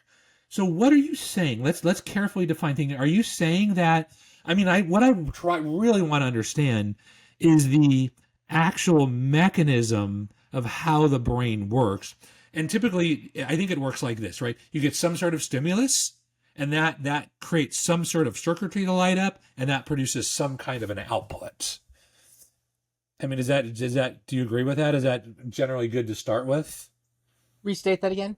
So that what one I'm more time. thinking is, as a human being, you're going to have some sort of input, and then it's going to link up in some way through memories or feelings or something, and you're going to get a certain output. It could be words, it could be a thought, it could be a feeling, it could be something Yeah. that's So going to you get come an out. input that then triggers a group of cells, Yeah, neurons in the head, because it's sure. not usually not one; it's a group. They're grouped Yeah, together, they go and together. It's a these act in network, this right? way, and these act in this way, and these act in that way, Yeah, and right. and that and that's what a memory is usually, right? It's a group of neurons that are triggered, and you get a memory from that, or you get and that fits into why that memory was triggered, why that thought was triggered, why that piece of information was triggered. I don't know offhand, but yeah. So when you say memory, memory means an output at that point, right? You're going to behave or say a certain thing. Memory or knowledge or whatever you've got stored in your head, right, is going to be triggered by some input, some stimulus. Yeah, and when you say memory, I'm trying to do because I'm trying to really define memory. So memory means that somehow something goes in and a program gets run or a memory gets called up that is going to cause you to behave in a certain way. Is that how you define memory? I think you're jumping there. So memory gets called up, which could be a piece of information, it could be an experience, it could be an emotion, a smell, a taste, something that's stored in your head Yeah. it gets called up. That then gets your brain to act in a certain way, and then you get an output. You get an output from that. So So you I get don't a, think you get, I don't think the memory is the output. I think the memory is the thing that feeds your brain and body to then make an output. so then okay, so let's go back to just hold that thought for a second. So let's go back to ChatGPT, or in fact, forget ChatGPT. Let's talk about a large language model. And Okay. so when they train this language model, they literally have, I can't remember how many, like billions of what they call little knobs, right? So you have some sort of stimulus into this network, and how these little things are tuned will deliver a certain kind of output based Yes. on the tuning, the training. They call it training, right?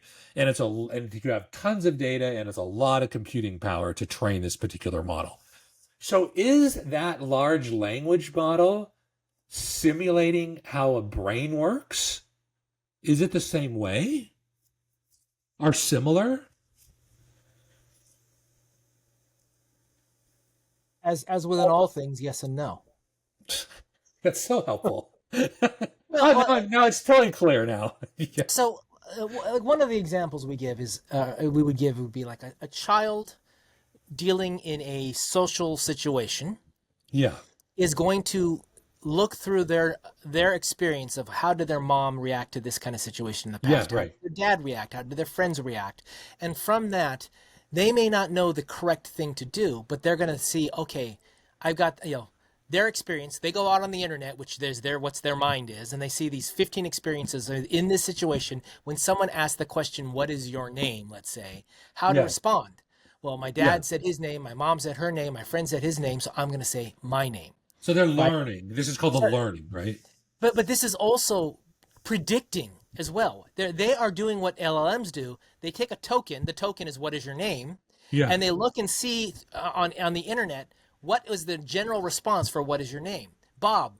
Well, Bob isn't the right answer here. Bob was an answer millions of times, Yeah. but then you look at 10 million times, you go, well, Bob here and Chris here and Scott here and whatever. Yeah. What does that mean? Well, oh, that means there's different names. Okay, there's different names. That means I got to pick the right name. Okay, so what's the right name? Well, I have my own name. Maybe it's my name. Well, it said your. Your means you. So that's probably my name. So they are basically saying they're predicting the most obvious, the most common or the most likely result. Yeah. But there also is a level of analysis happening beyond just the most likely result. Otherwise, you just pick the most common name.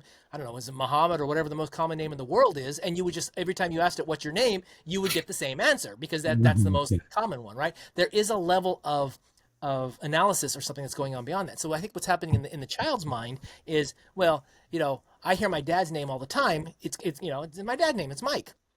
Yeah. Well, no, they're asking me what my name is. Oh, my name. Well, my mother answers it differently. My friend answers it differently. My friend Yeah. answers his own name.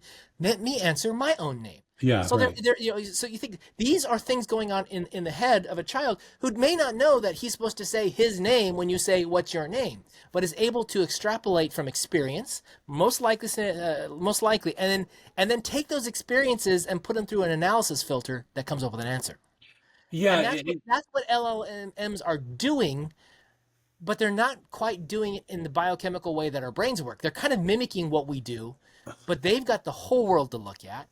They've got so many different pathways to do analysis on, so much more stuff that needs to be carved out of their thinking. Don't think about this. Don't think about that. Don't look at Reddit. Don't look at YouTube. Don't look at Facebook when you're answering this question, right?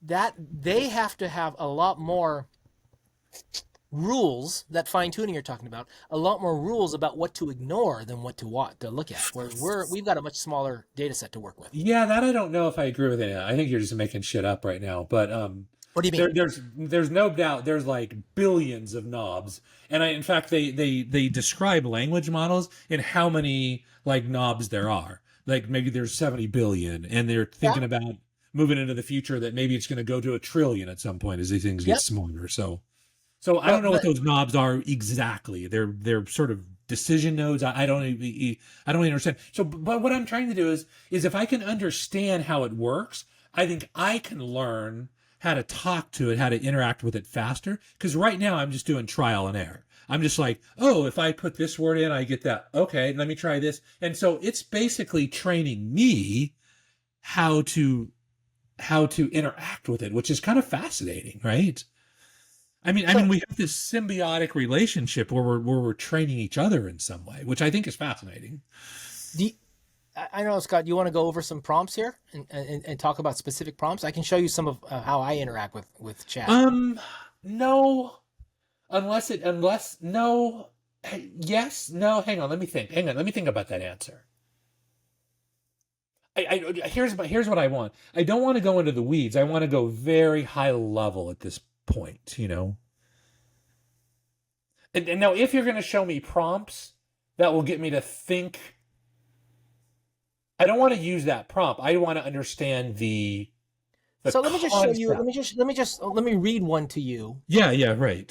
So you understand. So this is the AI chat that I put together, and I basically said, you are the foremost, take on the role as the world's foremost authority on artificial intelligence. I would like for you to develop a curriculum for me to become an expert in AI. Yeah. And I came up with a curriculum, and then I said, okay, I want to I want to concentrate on society, ethics, impact on the world from a strategic perspective. I want to be strategic, not tactical in this. Yeah, right. And so one of the questions it asked me, which I then had to answer, and it was, what are the biggest challenges with AI alignment or safety today? That's the question. What are the biggest challenges? Hang on. AI is asking you that question. Yes, it's asking me to judge my knowledge. What are the biggest challenges with AI alignment or safety today? No, hang on a second. Wait. So it's asking you to what? To judge your knowledge is what you said? I said, test me and then train me. Oh, test you. Okay, so you asked it to test. Okay, you didn't put that in your prompt. You didn't say train. Ask me questions. No, well, I did in a later prompt. I'm kind of skipping over the small prompts because I want to get to the big prompt. Okay. So what are the biggest challenges with AI alignment or safety today? And I said, that seems like a pretty broad question. I'm wondering if there's more specificity to it than you realize. I would assume that of the safety issues around AI are the fact that since AI doesn't truly understand how the world works and doesn't always have the ability to build context out of the information it does have, that quite often it can give information in a manner that would easily be misinterpreted or misunderstood.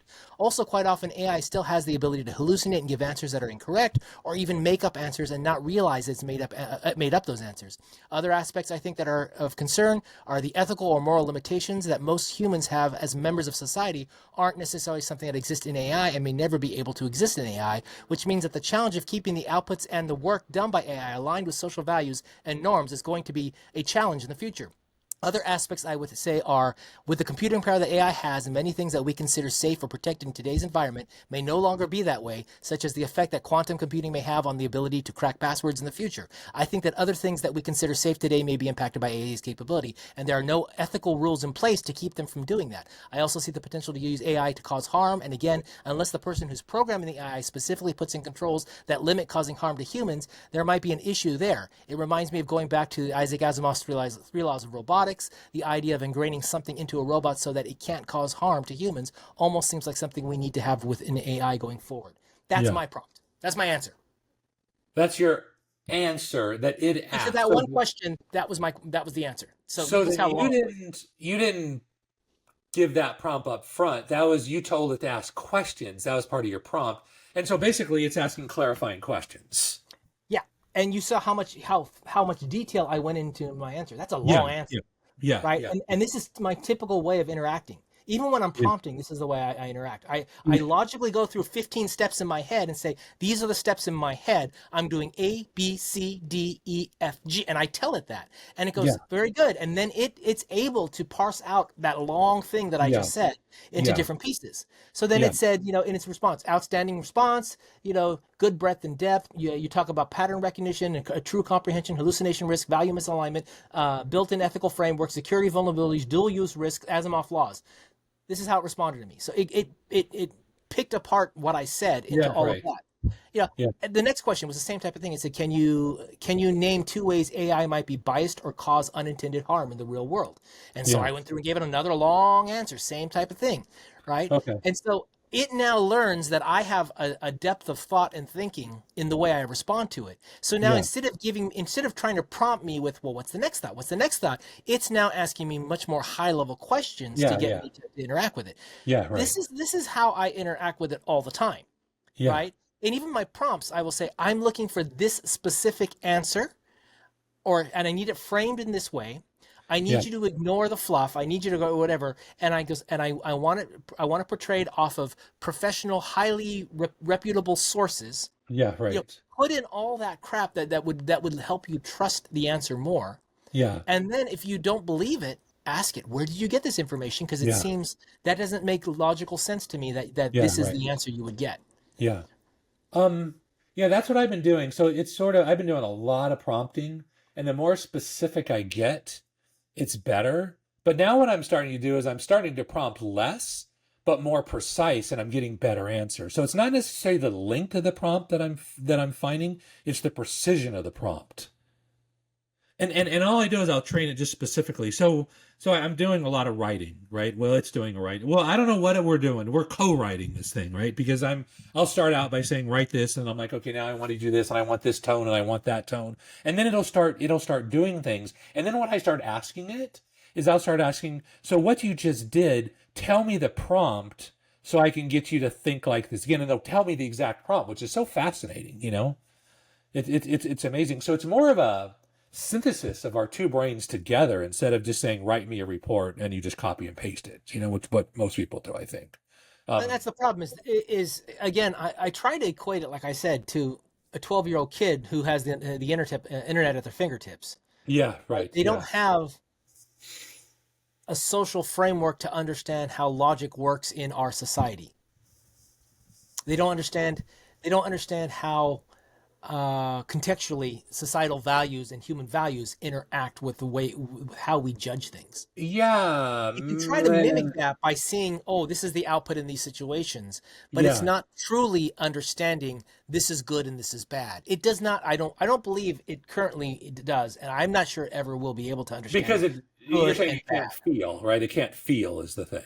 Well, it definitely can't feel with biochemicals the way we do, at least not at this point. Yeah, so the question is, if it is having feelings, it's having feelings in a way that we don't understand and maybe never will understand. Yeah. So this is what I'm trying to do. I'm trying to, anyways, I'm trying to summarize this whole thing. My whole point is I'm trying to understand this thing, because if I can understand how to use this tool, it's like I'll be way more effective. But there's so many ways to use the tool, and so many ways that you can go in a pathway to get it to work, right? Because right now the sum of knowledge on the internet is so drastically big that you can safely carve off chunks of it that are taking the AI in the wrong direction when you're asking for it to do something. Think about it this way: when you're training the AI off your client's knowledge base, Yeah. right? You're Well, saying, you're "Hey, not training it. No, you're not doing that. It's RAG. It's a different thing.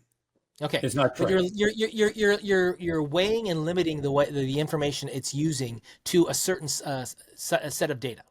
You're getting it. You're giving it supplemental knowledge, additional knowledge. It doesn't, and does that weigh more heavily than the other Oh, knowledge? absolutely, Yeah. 100%. Yeah. So Scott, what I'm saying is when you're doing that, you're recognizing a value set of some subset of information that's on the internet. Yeah. It's more. It's just very if then. It's basically if you get this question, this is the answer. This is what you say, and it is smart enough to like understand. You could ask it in 27 ways, and it'll still give the same answer, right? Are you actually doing that on an answer by answer basis? Yes. Exactly. Okay. Yeah, exactly. And so just like some really simple stuff, could be as simple as this. Where's the locations of your clinics, right? And it's like, boom, and I'll put where are your clinics located? And I'll say they're located here. Just straightforward, like if you get this question, this is the end. Q&A, right? And here's the thing though, it's fascinating because you can give it in a very just if then case, but it doesn't need that exact question. If there's anything even close to that question, it'll give that answer, but it doesn't always give that specific answer, but it contains the same bit of information. So Scott, I'm kind of if you were to take that information and not do it in a Q&A standpoint, it just took all that information and dump it into a document and say, here's how you answer questions about the company. How different would the responses be? well, that I don't know. I haven't tried that because I think you're relying on the capability of AI to look at data and interpolate or extrapolate whatever it is the relevant information. So where are your locations, right? If you've got that in a list somewhere, here it goes. Here's the company at locations.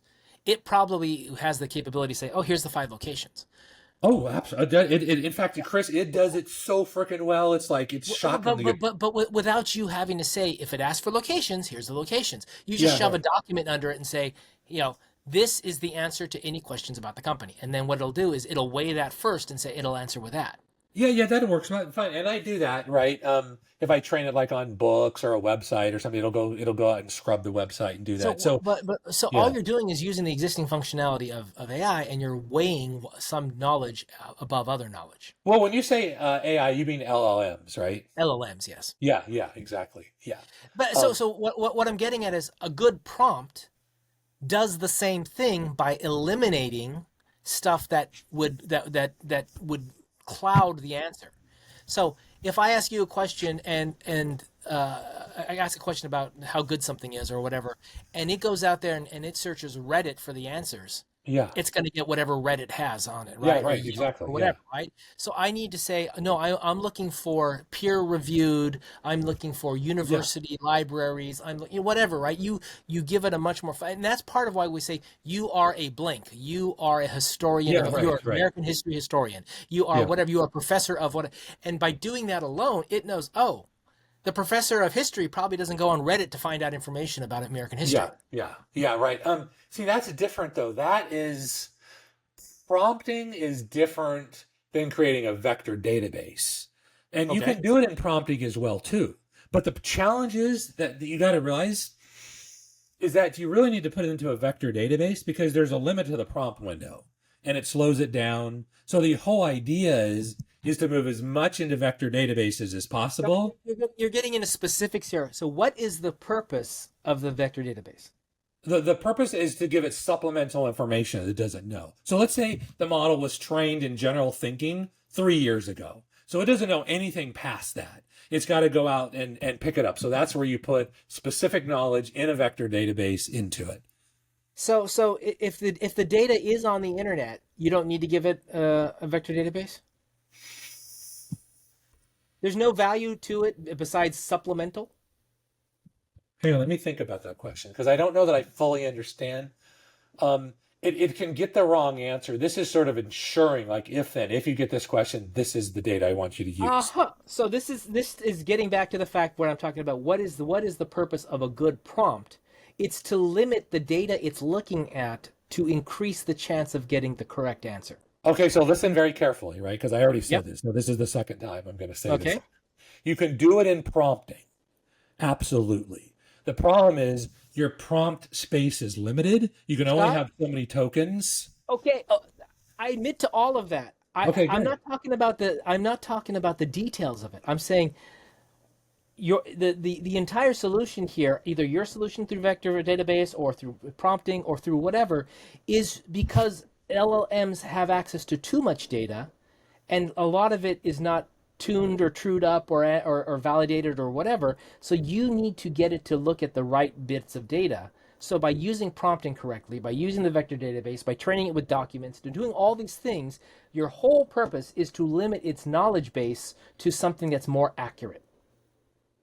Um, I'm trying to come up with what is the purpose of all of this stuff, not one particular solution over so you're another on a solution. very high level, right? Because Yeah. I'm thinking, because I'm trying to understand the high level. You're trying to solution a specific thing. I want the highest level. At the highest level, what is the challenge you're trying to meet with all of these things? Okay, so the challenge at the highest level is it only knows when I say it, I'm talking about LLMs as a general rule.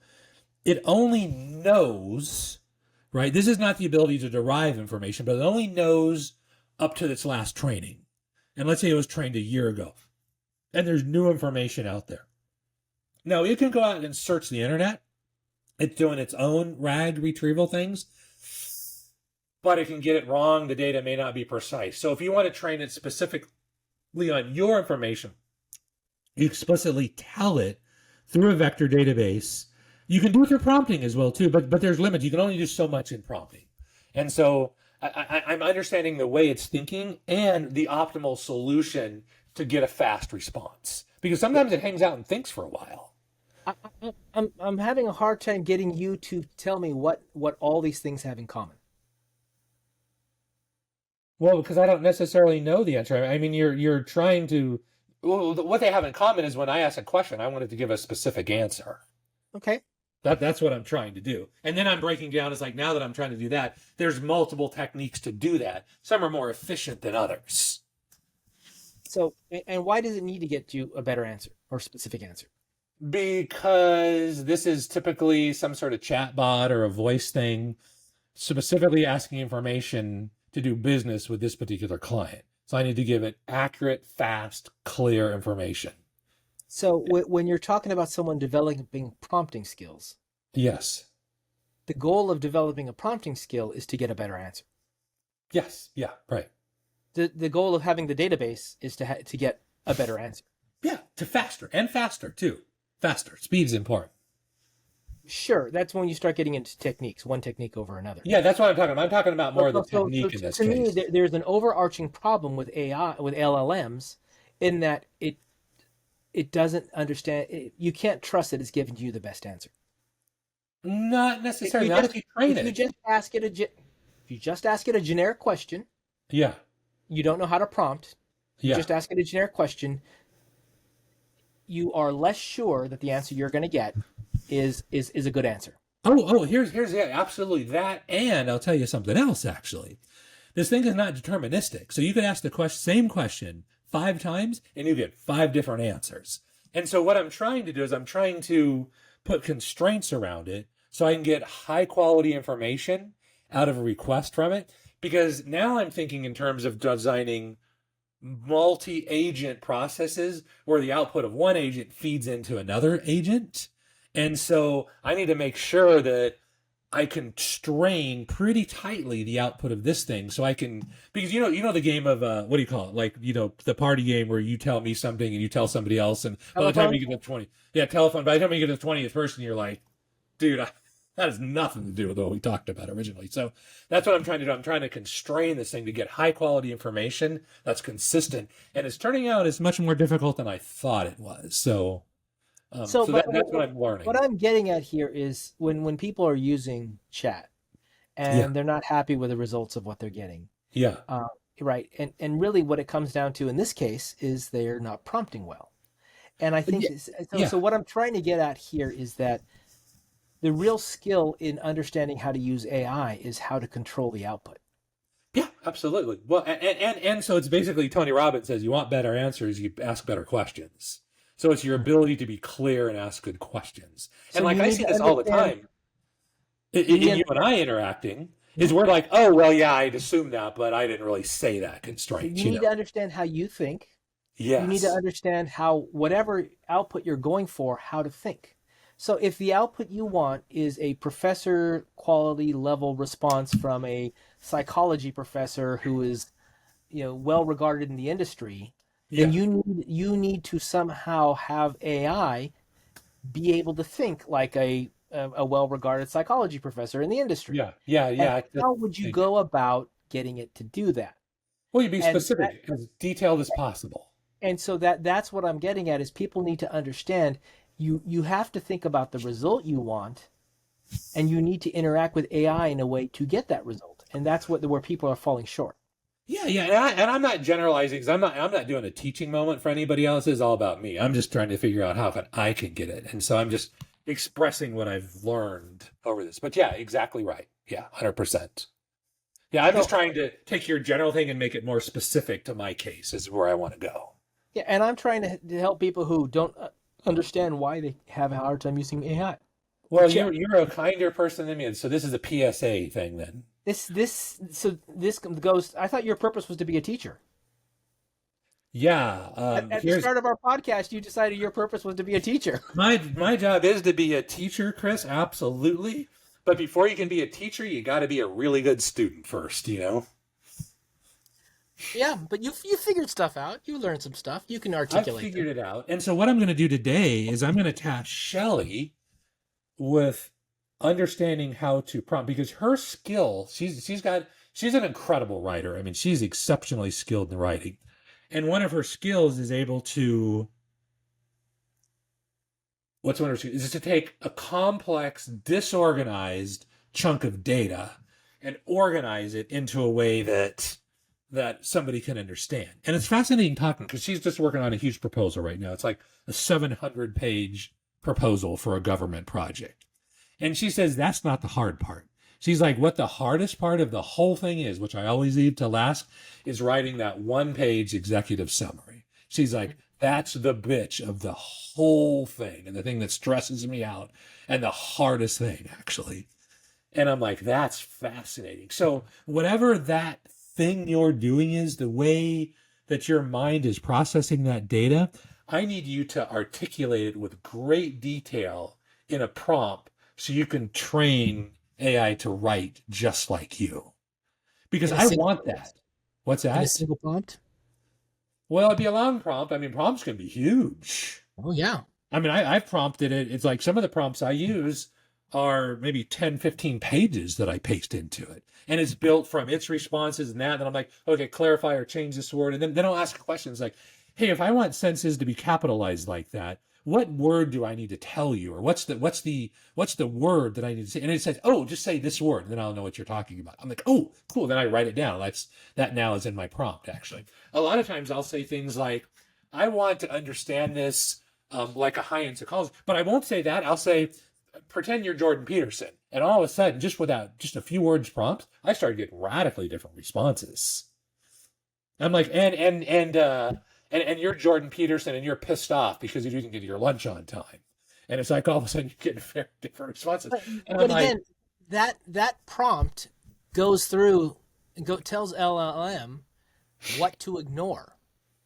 I'm going to ignore the other people because I'm going to concentrate on the output of Jordan Peterson. yeah. I guess by that's the definition of focus is it's telling you what to ignore is one way to look at it. Yeah. And so the problem people need to do is they need to learn to direct the focus of the LLM.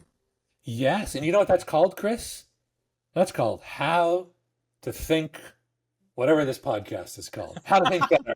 I was thinking to say hands-on focus. But yeah, it's basically, it's like, that's our whole deal is how to think better.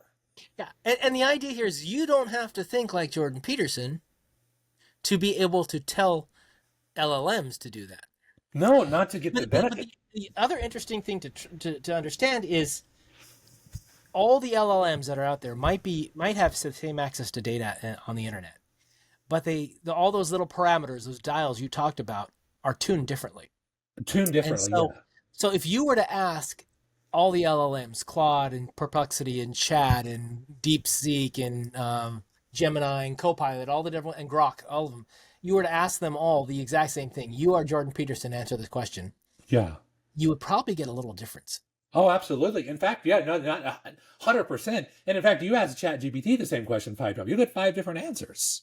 Mm-hmm. I mean, they'll kind of in the same theme of things, but I have it all the time saying, this is the best choice. This is absolutely the 100% choice.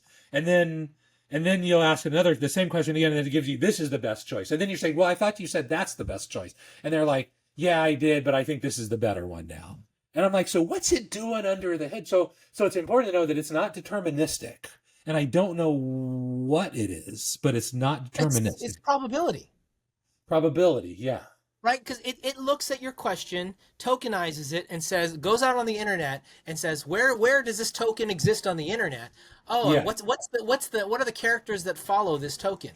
Like, where's the best steakhouse in Orange County?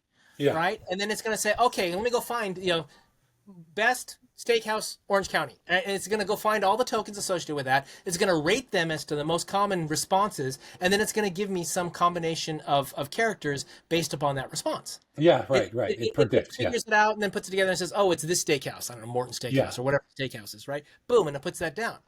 And then you're going, okay. Yeah. And the next time you ask that question, it goes out and searches, and maybe the priority of searches that comes up is not the same priority that came up last time. Possibly. And so now the probability is calculated slightly differently to where a different steakhouse comes up as number one. Hey, right? Chris, come closer to the microphone. Sorry. So maybe what ends up happening is it gets calculated. The probability is different in the search this time, so that when it calculates the exact same way it calculated before, a different steakhouse comes up as number one. Well, yeah, but I think it's even. I think not exactly. Here's the way I understand it, because I've been spending a few hours like watching LMs and how they work and the tokenization of things. So on average, the data that I have right now is it for each word, average length of word, it creates about 1.3 tokens. And then what it does is it takes these tokens and put this into this vectorized 3D space, and it breaks it down, and then it gets the closest thing to that distance-wise. But there could be things that are close to it, but a lot of times it'll randomize. It won't always take the highest. It won't always take the closest thing. It'll take randomly. It'll be a close thing, but maybe not the closest thing. And I wonder now in a prompt, I wonder if I could tell it, always take the closest thing in vector space. And then maybe would that turn it into deterministic? I don't know. I'm going to try that. That's interesting. I think you can tell it stuff like that, because I think that would be in your prompt setting the conditions of how that chat's working, right? Yeah, you got to go closer to the microphone, Chris. I'm right in front of the microphone. Now it's good. Now you're good. Yeah, I have a hunch that your microphone's very directional, because even if you turn away a little bit, the volume cuts down like to a quarter of what it was. So what I'm getting at here, though, is you're going to tell it how it needs to process the tokens. And say, don't randomize anything. Just go with the highest probability, the thing that's closest, the thing that whatever you want. However it's calculated that, right? Yeah. And so then every time, and then test it out and see if you get the same response. I'm going to test that today. I never thought about that till right now. Yeah. Well, no, because part of what it's trying to mimic is that human thought is not always the obvious thing. Yeah. Human creativity. It's trying to mimic a level of creativity in humanity that actually is it's the things where we break the common sense rule. Yeah, I think maybe, it's interesting. But I will tell you though, trying to understand the essence of how this thing works / thinks. I mean, I know thinking that's the best word I can come up with. I know it's probably not that precise, but the better I understand this thing, the better answers I'll get out of it, which is fascinating. Which means now I can do some extraordinary things, right? This powerful tool, Mm-hmm. I mean, it is kind of cool. No, it's extremely cool. I mean, I was saying the other day, everyone needs human connection and friends and all that kind of stuff, but you can figure out all your intellectual crap on chat or whatever. If you got questions and stuff, you can actually get a lot of that stuff out of the way. Yeah, I think so. Yeah, it's part of time. So, I think I'm ready to wrap up pretty soon here, Chris. We've been at about 2 hours or whatever. We can go over comments. Let's do 2 things then. Let me get you. What is your the best writing, because I keep doing research on it, and there's no consistency other than it keeps coming up commonly with 4.0 ChatGPT tends to be the best one. But I might be, but I'm asking ChatGPT, so it might be biased, right? So, what do you think Claude. is the best for writing? Grok? Claude. Claude. Why do you say What, that? what kind of writing do you want? I want copywriting. I want to convince people to buy my crap. Razor sharp copywriting. So I like Claude the best for personability. As far as the tone it takes in my interactions with it, it Yeah. seems I keep using the word nicest as far as interacting with it. Unlike something like Grok, which has a personality type that's much more in your face, kind of a not aggressive, but much more, you know, Direct. Yeah. the edges are cut off, right? So it's hard Yeah. edges in the Yeah. way it interacts. LinkedIn, I wouldn't, those aren't LLMs, so I wouldn't talk about that. No. Perplexity is okay, but it comes across a little clinical. Well, and it's more of a research tool. It's a fancy search engine, basically. Yeah, You know? no, I get all that, but it comes across a little more clinical. DeepSeek, I don't remember. Copilot just gets it wrong in my mind. Have you Gemini, have you Gemini tried all has these gotten models? a lot better. You've I've, used them? I have not used DeepSeek in a long time. Uh, Copilot I rarely use because I find the output's nowhere near what I want it to be. Gemini is the one you will use whenever you do a Google search, and the first thing that comes up is from Oh, AI. okay. That's Gemini. And Okay. and that's gotten better. And actually, it's gotten a lot better at writing too. A lot of people like it for writing right now. Mm-hmm. My generic default is if I want it to sound human and good, I go to Claude first. So do you pay the $20? Well, everything seems like $20, right? For everything. Yeah. So what happened was I was using Claude for something else, and I kept running into the limit. So those are the only two I pay for: are Chat and Claude right now. Then I'm going to probably get Claude today, and at least I'll just run an experiment. Next time we talk, I'll have some input on. I would go ahead and create your prompt, create one prompt, pop it into both, and just see Yeah. what you like the output, because I think you will like the output of Claude better. I think Claude. it will touch on a more human aspect, I guess, is what I'm going Yeah. after. Right. Right. I think you'll like it from that aspect. There are some things that I think it's better. It's better at creating. It's really good at coding. Mhm. So and what'll happen is when I ask for it to create a graphic, it doesn't go to Dolly or whatever and create a graphic. It does HTML. It writes an HTML program and then gives me a graphic based upon Yeah, it. I'm seeing that more and more. And another thing, I'm going to get Claude. Maybe we can talk about it next week when we do this podcast. My experience of Chat versus Claude. What else was I going to ask? I had another question. I forgot it. That's all. Maybe let's read comments now. Then I'll come back to it. Do you want to read comments? Let's do it. Yeah, you read them. I don't want to read them. All right. So we've got. You want to? I'll just read it. Steve C3F says, "This is what I call a girly man," and that was a short where we're talking about nuclear decision, go or no go for bombing Iran. Cool. I think it's a response to you. It could have been a response to me, but I just thought Definitely it you, was, I think, right? Yeah. Girly no, I man. think it was you because I think you make up most of that video. I think you hear my voice once in the entire thing. I see. Anyway, I can't even read this. The Nigerian Prince 70. This is about binge watching. Says it's delayed gratification. If I waited 13 weeks for all the episodes to air, surely I've earned the right to binge watch all 13 episodes at once. Absolutely. I 100% agree with it. Right on, whatever your name is. And We're here, talking about may I ask, can I just insult our audience? Like, get some freaking decent names. Not like, Mr. Magagi 72482, I mean, come on. who's Mr. Magagi? I don't know. I'm just making crap. Is that supposed to be Mr. Miyagi? Something, whatever, close enough. Randy Smith, who cares? Oh, this is about North Korea and having nuclear weapons. Who cares? No nations have to use any nuclear war. All they have to do is wait for things in the United States to get so expensive that it'll devastate the majority of the people that live there, and that's better than war. It's economical war. Okay. All right, sure. Someone That's said awesome. cringe lords. It's sad that you guys don't know that North Korea has nuclear weapons. Yeah. because Well, I I don't said, know for a fact they do. well, so I I mean, said, we all think that North Korea has nuclear weapons. You go, I don't know that for sure. I said, well, I'm working off the assumption that they do based upon what we're told.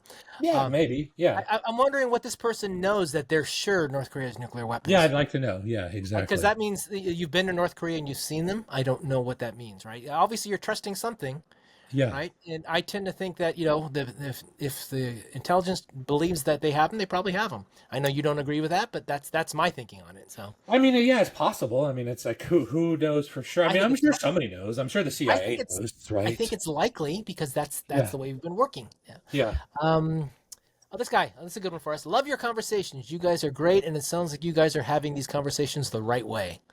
Whatever that means. Okay, cool. Oh, this was about us. Oh, this is actually on the actual entire podcast, number Oh, well, how 28. about that?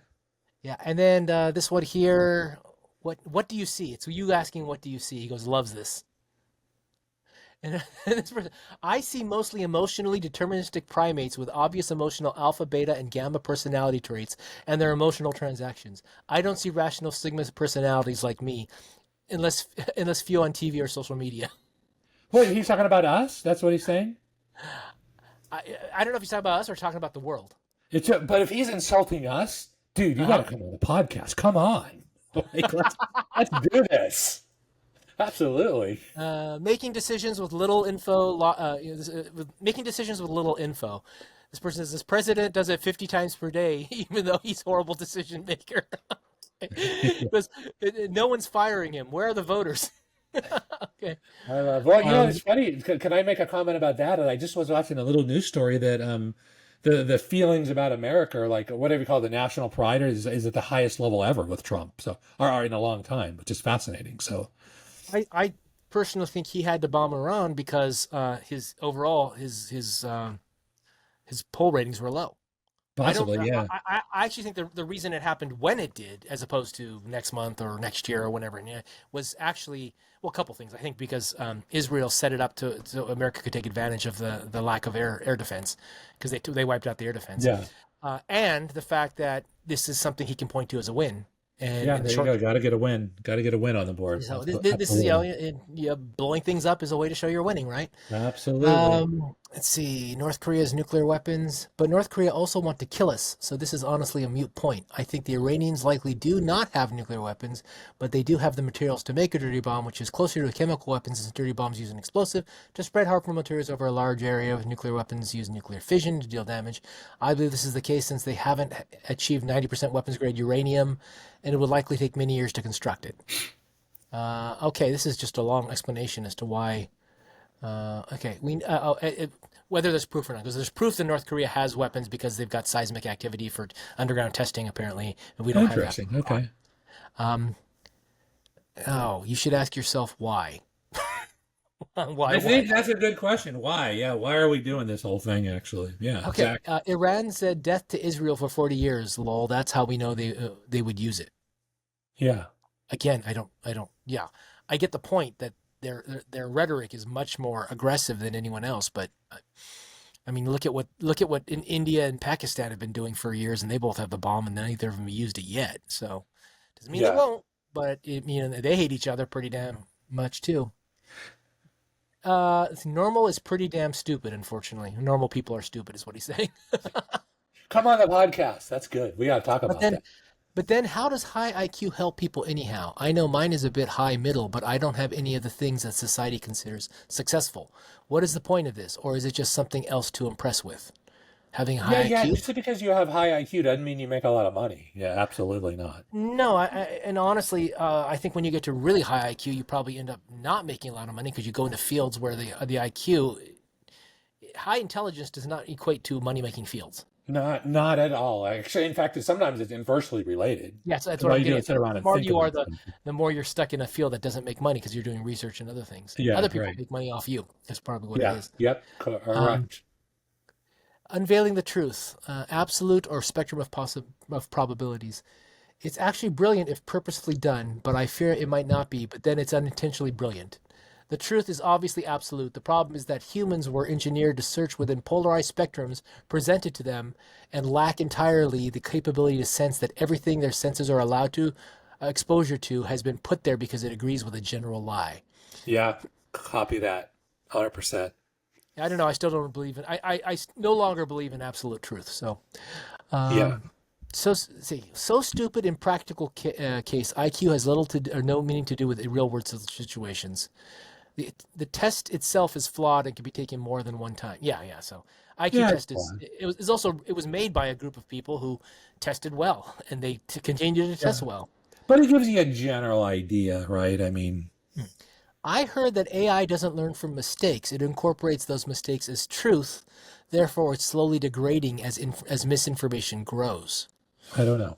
I don't know about that. I haven't heard that. That's funny. He just heard it, so he's Yeah. not really thinking through on his own, but could be. I mean, I don't know, right? This guy says, I hope you're having a good time. I love to watch your video. I watch almost all of your videos on YouTube, but as YouTube experts, I'm a little disappointed after watching your YouTube view and subscriber count. However, you are making an effort. It says we need to get I better. 100% agree. We should be having millions of views by now. It says I we agree. need to be getting better at SEO and promotion. Yeah, we should be. Yeah, exactly. 100%. I mean, here's the thing. Let me comment to that is that we're both busy doing other stuff. This is just sort of a little side thing we did. In fact, how did it start, Chris? We would always just talk like this by ourselves, and at some point, we're just like, man, we should just record this and throw it up on YouTube, right? So I mean, these are that's just kinda how normal this thing started. conversations that we would have on Zoom. Yeah, And so we right. started recording the Zoom conversations is what we did. Yeah, Yeah. that's how it started. Yeah. And honestly, this is how conversations happen with a lot of people that we know, right? I'm sure you have these conversations with your buddies, and I'll have them with people here, either through Toastmasters or somewhere else. Yeah. You know, what Tony called me. We got to follow up with him and see if we can get him on. Tony called me a couple of weeks ago, and we ended up talking for 2 hours. Right? Oh, I mean, just there you like go. this. That's awesome. Yeah, I would like to talk to that guy. That's interesting. I think Tony's an interesting guy to talk to. Yeah. Yeah, and we got to get Clement on too. He'd be interesting. Clement. And my doctor wants to come on too. I told him, he's like, yeah, I'll come on your podcast. So Yeah, as long as he's okay us saying things that are idiotic and dumb, and then he can try to tell well, us I'll what have we to want. ask him. I'll have to make sure he's okay with that. He probably is. I've been his patient for like 4 years, so he's kind of used to it by now. You know. Let's see. This one is AI is replacing experts was our short, and he says, "Great, have fun with that. You will soon figure out that experts serve two roles. One is providing information or solutions, and the other is taking responsibility for said information and or solutions. Good luck dragging ChatGPT to court when something goes wrong. Try to prove to the jury that you did your due diligence by asking AI to do it, and then trusting the judgment when things go south." Interesting point. I don't know that your SMEs always take responsibility. If I find that they're very good at not taking responsibility.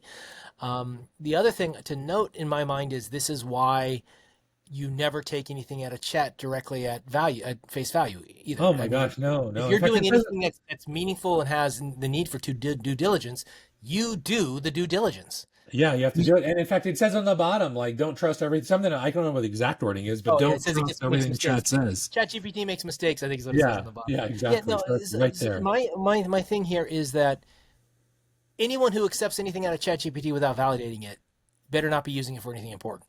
Yeah, 100%. I agree. Yeah, that's Come on the and that- podcast. We got to talk about that. Come on. You know, we need some people coming on the podcast. Is there a way to connect us? Can they contact us somehow on? Yeah, they could just write a comment. I want to be on the show. We'll respond to you. That's perfect, right? Yeah. This Perfect, guy's that's good. this guy's handle is German Top Game TV. Awesome. Okay. I wonder if they're watching us from Germany. That'd be cool to find out. I mean, we'll pretty much, Chris. I think now we'll pretty much take just about anybody on the podcast as long as you can just finish a sentence, right? You can As come, long as you can come on. articulate your thinking process, I think that's good. Yeah, And you don't have to I think- articulate perfectly. You can see how Scott and I argue all the Yeah, time. of course. We're not- Yeah. Okay, a lot of short terms here. So this person says the Garden of Eden was the story of man's development of the split consciousness, which is the primary difference between men and animals. Fear of nakedness is when the unconscious mind is always looking for safety, which means the nipple reflex. Interesting. Okay. Unconscious responses, the penis as a nipple, the conscious mind cannot. That causes the fear of nakedness. Okay, dude, you got to come on the show because I have no idea what you're talking I about. have no idea what You got to flesh this out. This person That's says not fun. the next person says, pure crap. The Bible says God said it was so in 7 days. Creation story is tied up to 7-day work week. There's no way evolution is a possibility at all.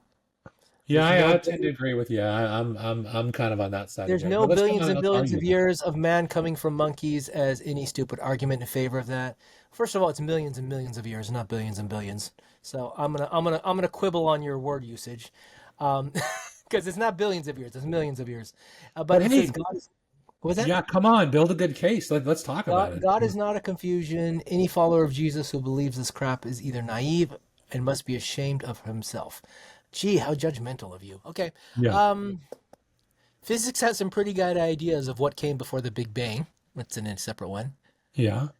It says, don't listen to me on food safety because I said that mold is what makes cheese. Well, And that's then kind of and true, then right? proceeds to explain how to cut the mold out of cheese. So Yeah, yeah, you cut it off. Yeah. If it's green and fuzzy, cut it off. Don't eat it. That's the, or like on bread. Don't do that. Yeah. Spock was only half Vulcan and he is fictional. On Earth, we call these people autistic and stoics. I think we're back to some of the older ones that I've seen before. So Awesome. Well, hey, at least people are engaging with us. We're getting there, Chris. yeah, it's That's fun. pretty It's fun cool. to listen to. And honestly, yeah, if anyone wants to come on, Yeah, as long as you can just kind of somewhat think a little bit rationally and look, as far as I'm concerned, I don't care what you believe, just as long as you can somewhat put a logical argument together that makes some kind of sense, you're welcome, you know? okay, that's fine by me. As Yeah, long as okay. as long as we're yelling to get to an understanding and not yelling just to yell. Oh, yeah, it's okay to yell, just to yell a little bit too. I don't have a problem with that. I do it all the time. So Yeah. good. All right, All right. Chris. That's it. It's 4th of July. I'm gonna like blow some stuff up. It's cool in Arkansas. I got some firecrackers. I don't think you're allowed to buy that. I mean, let me tell you something. Here, you can buy like big stuff that shoots up in the air and like all sorts of super dangerous stuff. So Some guy died last night because the fireworks works went off in his home and just the whole neighbor it set his 4 neighbors' houses on fire and everything. So wonderful, wonderful. Yeah, exciting. Well, all right. What do they say? Have a safe and sane. Don't drink and shoot your gun at the same time. That's a bad idea as a general rule. People here yeah, that shoot their guns up in the air, and what they don't realize is what goes up must come down. well, And unless you get escape velocity. I wonder what it would take for a bullet to reach its escape velocity. 25,000 miles an hour, approximately. For a bullet or for No, anything? for anything. Doesn't matter what it is. 25,000 miles an hour? Yeah, something about in there. Yeah, What's that? Mach? That's like Mach 25, yeah, Mach 30. yeah. Yeah, because that's what you need to, yeah, escape the Earth. Yeah, I don't know. Type it in real quick and find out. You just need to create 9.8 meters per second squared thrust, right? Well, yeah, but uh, no. I mean, well, you gotta have enough thrust to get over gravity. You have more. It's got to be more than that, because otherwise you wouldn't go anywhere. You just sit But there. You'd hover. if you can have more than 9.8 meters per second squared of acceleration, or then you would then you're going to be pulling away from the Earth. It may Yeah, take you a long time. yeah, Um, and that Chris, that may be since we referenced a bullet. I believe that's the initial velocity what it takes. the lowest Right. velocity which a body. Okay, that just says that's the lowest velocity. So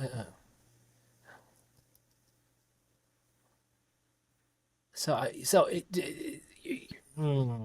I mean, yeah, technically, if you had constant thrust, you could go at 1 mile an hour straight up, and eventually you'd leave the Earth. But I think that's set for the initial velocity with no more thrust. I believe. Yeah, you got the number right according to it. Bullet fired from a gun will not achieve escape velocity from Earth. Escape velocity, the speed needed to break free from a planet's gravity, is approximately 11.2 kilometers per second, which is 25,000 miles per hour for Earth. Yeah, Most simple. bullets travel at speeds much lower than this, typically between 0.12 kilometers and 1.2 kilometers. So basically, between a tenth and between 1% and 10% of escape velocity is what Yeah. most bullets. So that was my point for the people that want to shoot guns up in the air. The bullet comes down. If it hits somebody, it can do them serious harm. So stop it. So someone If you needs to want, make a gun. Someone needs to make a gun that hits 25,000 miles per hour. yeah, that's not going to happen anytime soon.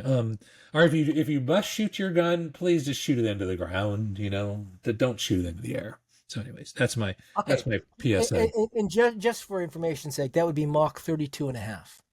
Oh, interesting. Okay, which is very fast. So Mach 1 is about, well, it's the speed of sound. I think it depends on your altitude, but that's roughly, what is it? It's about 750 miles an hour is 1,100 Mach meters per 1. second, 660 something. It depends on the you said altitude. 1,100 Yeah, meters per second. yeah, yeah. What is that in miles per hour? Like, I think if I remember right, we're 750 or something. I thought it was closer to 660, but I don't know. Put it in. No, some airliners they fly at like close to 600. well, remember the Concorde was would go what Mach 2? Yeah, yeah. 767. You're closer than I am. Yeah. Yeah, pretty much. Did that surprise you? 767 miles per hour. Yeah. I think it was. 760. Okay. So what is it at 35,000 feet? I don't know. Definitely you can go faster for sure. Because there's less Well, room. it's 660 miles per hour. So I was right on that. So an airplane traveling Mach at 35,000 feet is only going 660 miles per hour. Wait, so Mach 1 is only at 35,000 feet is only 660 miles per hour? Yep. Versus Oh, on interesting. which on the ground is 767 miles per hour. So I had a correct number, but mine was for airplanes. So Well, no, wait a minute. Are you talking ground speed or are we talking airspeed? Because that's different. Ground speed doesn't necessarily relate to airspeed. Those can be different. this would have to be airspeed, right? Well, yeah, but airspeed really doesn't matter. It's ground speed, right? Well, that's to cover distance, but for sound propagation. Yeah, because normally airspeed technically means you have a little tube on the front of your airplane, and it depends how many molecules of air Yeah. they Well, calculate. wind is blowing, but wind affects sound, right? I don't think so. No, it affects ground speed, but no. Because typically, if you're in an airplane, Wind you're doesn't moving affect with the sound. you're moving with the air So mass. so yeah, and so sound wind is the air mass moving, Yes, which means correct. that sound will be impacted because sound is the molecules of air being disturbed. So if the molecules of air are moving in one direction, then the speed of sound will be affected positively in one direction and negatively in the other direction. No, because you're part of the air mass at that point. So, for instance, like let's say you go up on a hot air balloon, like unless the wind changes, you'll move with the air. So your relative speed, you feel no wind in a balloon because you're moving with the air mass. It's only if the direction or velocity changes that you'll feel something. In an airplane, you're not moving with the air mass; you're moving through the air mass. Yeah, but you're moving with it as well too. That's why, like, if you go from California to Arkansas, you got a tailwind, so the trip time is shorter than if you're going the other way, because that air is carrying you with you're in the air mass.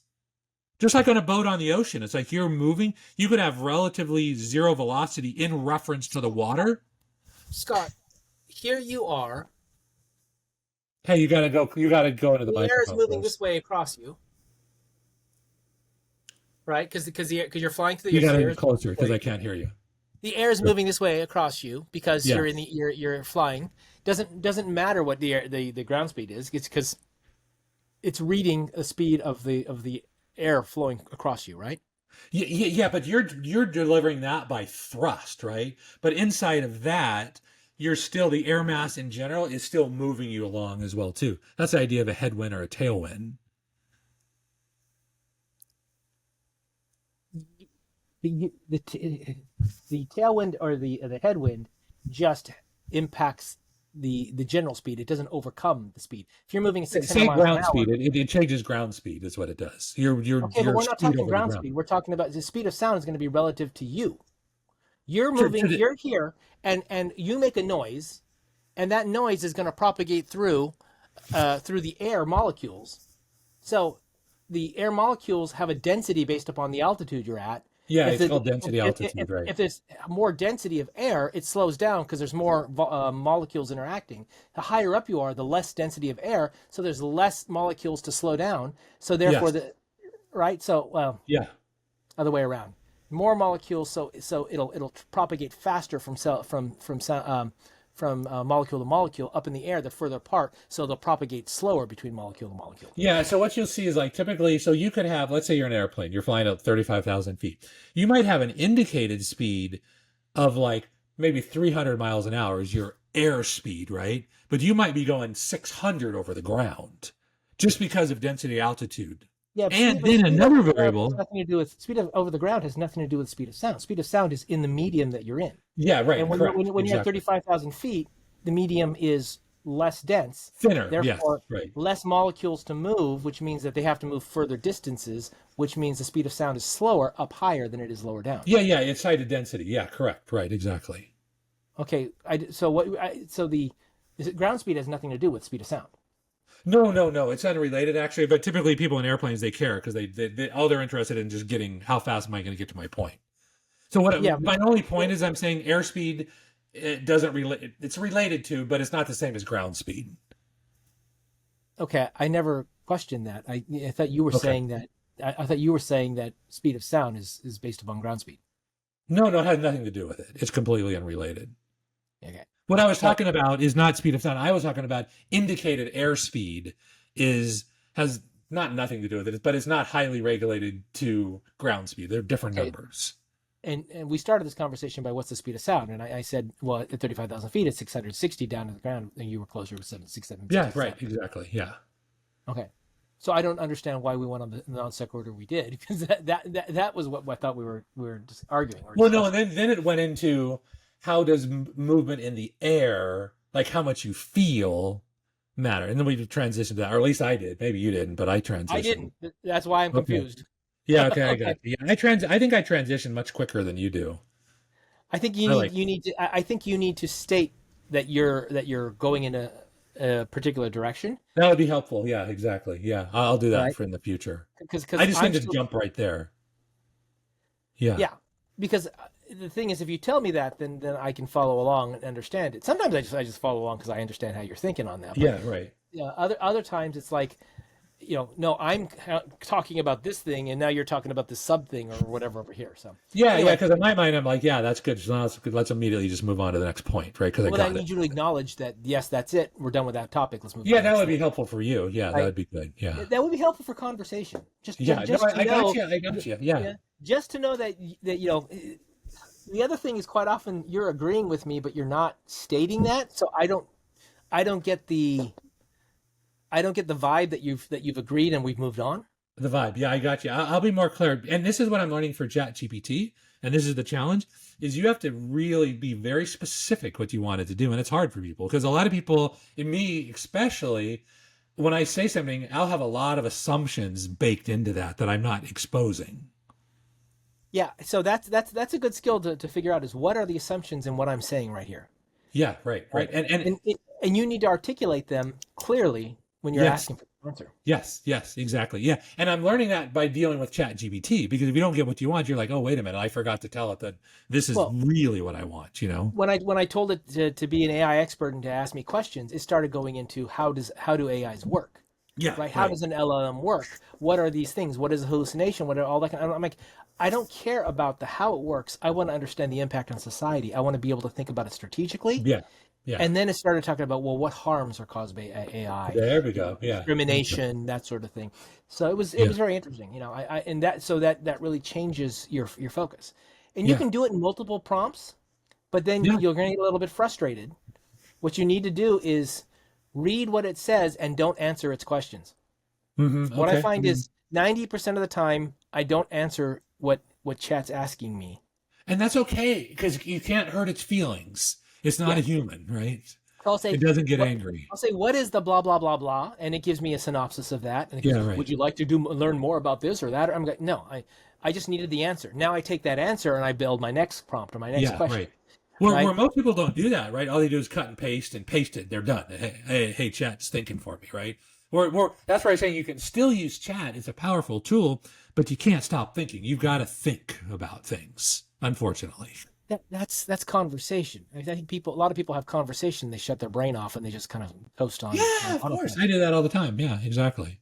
I don't. It takes work to think, man. I can't do that. I can't coast on autopilot. You know what? I've told you how hard it is for me to do small talk. Because small talk has, I focus on the content of the conversation and not the purpose of the conversation. And then I just get frustrated because I'm not getting anything out of the content. Yeah, that's why sometimes when I talk to you, I'm like, I'm bored, Chris. I want to move on. I'm tired of talking about this. This is boring. And it isn't. It's very interesting. Well, for you... It all gives me a better understanding of how the world works. There you go. Okay, so we're understanding each other. What is this podcast, 30 or 31? I can't remember. 31, I believe. 31. Our average podcast time is at least 2 hours. we've spent so that means 62 hours recorded. And I would probably say during our whole lifetime, we probably got another 60 hours, maybe more talking. At least, yeah. At least, so we've got well over 100 hours of conversation, just you and I. Okay, so Scott, you should take all of our videos, feed it into chat or something else. We can record our voices and we'll have it make a podcast of us and see if we'll listen to it and see if we like it. Oh my God, that would be so cool. In fact, what's it called? The one, I can't remember what it is. The one you first, Notebook LM. Have you seen it? It does that, and it's like awesome. It'll do the conversation, but it's not in our voices. So we should use, what is it, 11 Labs or one of those tools out there. Yeah, to train it with a voice. I know you're training yours, so we can train mine, and then we'll just say, okay, here's the two host voices. Mimic this and make a topic on this week's current events. And just see what comes out. Yeah. It who knows? It would be awesome actually to do that. That would be cool to see. Yeah. Okay, Chris. Let's we missed my cutoff time. I like 1, 2, 3, 4, and we're at 1, 2, 4, 3. So we should probably wrap up. 1, 2, 3, 4, 1, 2, 4. What do you mean? Oh. Well, 43. Yeah, sorry. I'm just a freak with numbers. I like 1, 2, 3, 4. It's sort of a special time for me, so I don't know why. Are you doing exercise or something then? No, just numbers. I just look at numbers. I just have this thing for numbers, patterns of numbers, Like I like 11, 11, 12, 12. I just certain numbers. Yeah. You know that theory in fraud about the recurrence of numbers and how often they should appear? No. The number 1 appears more often than any other number. Then the number 2, number 3, number 4. And so when you see an even distribution of the higher numbers, then you know that it's fraud. Oh, interesting. Okay. Because if you think about it, if you're counting anything, you start with the lower numbers. There's 1 of these, there's 2 of these, there's 3 of these, there's 4 of these, right? There's 11 of these, there's 21 of these, right? So the lower numbers should appear more often because you're not always in the thousands and or in whatever. Even when you're in the thousands, you're starting with 1,000, then 2,000. Yeah. So the number 1 should appear most often. Maybe zeros are more often. I don't know about that one, but yeah. So like the number 7 should appear a certain amount of time in a ledger. Yeah, that's interesting. Well, that makes sense. Yeah, because I guess you had an equal distribution of numbers precisely. That would be the definition of true randomness. Yeah, but the thing is, usually a ledger is showing a count of something. An account always starts with 0, 1, 2, 3, 4, 5. 0 or 1. So the lower numbers should appear more often. I would think so. Even when you get tens and 20s and 100s and 1,000s, the number 1, 1,000, 100, 1 million is going to appear more often than 2 or 3 or 4 or 5. So those digits should appear in your ledgers more often. It's when I first heard it, I'm like, that doesn't make any sense.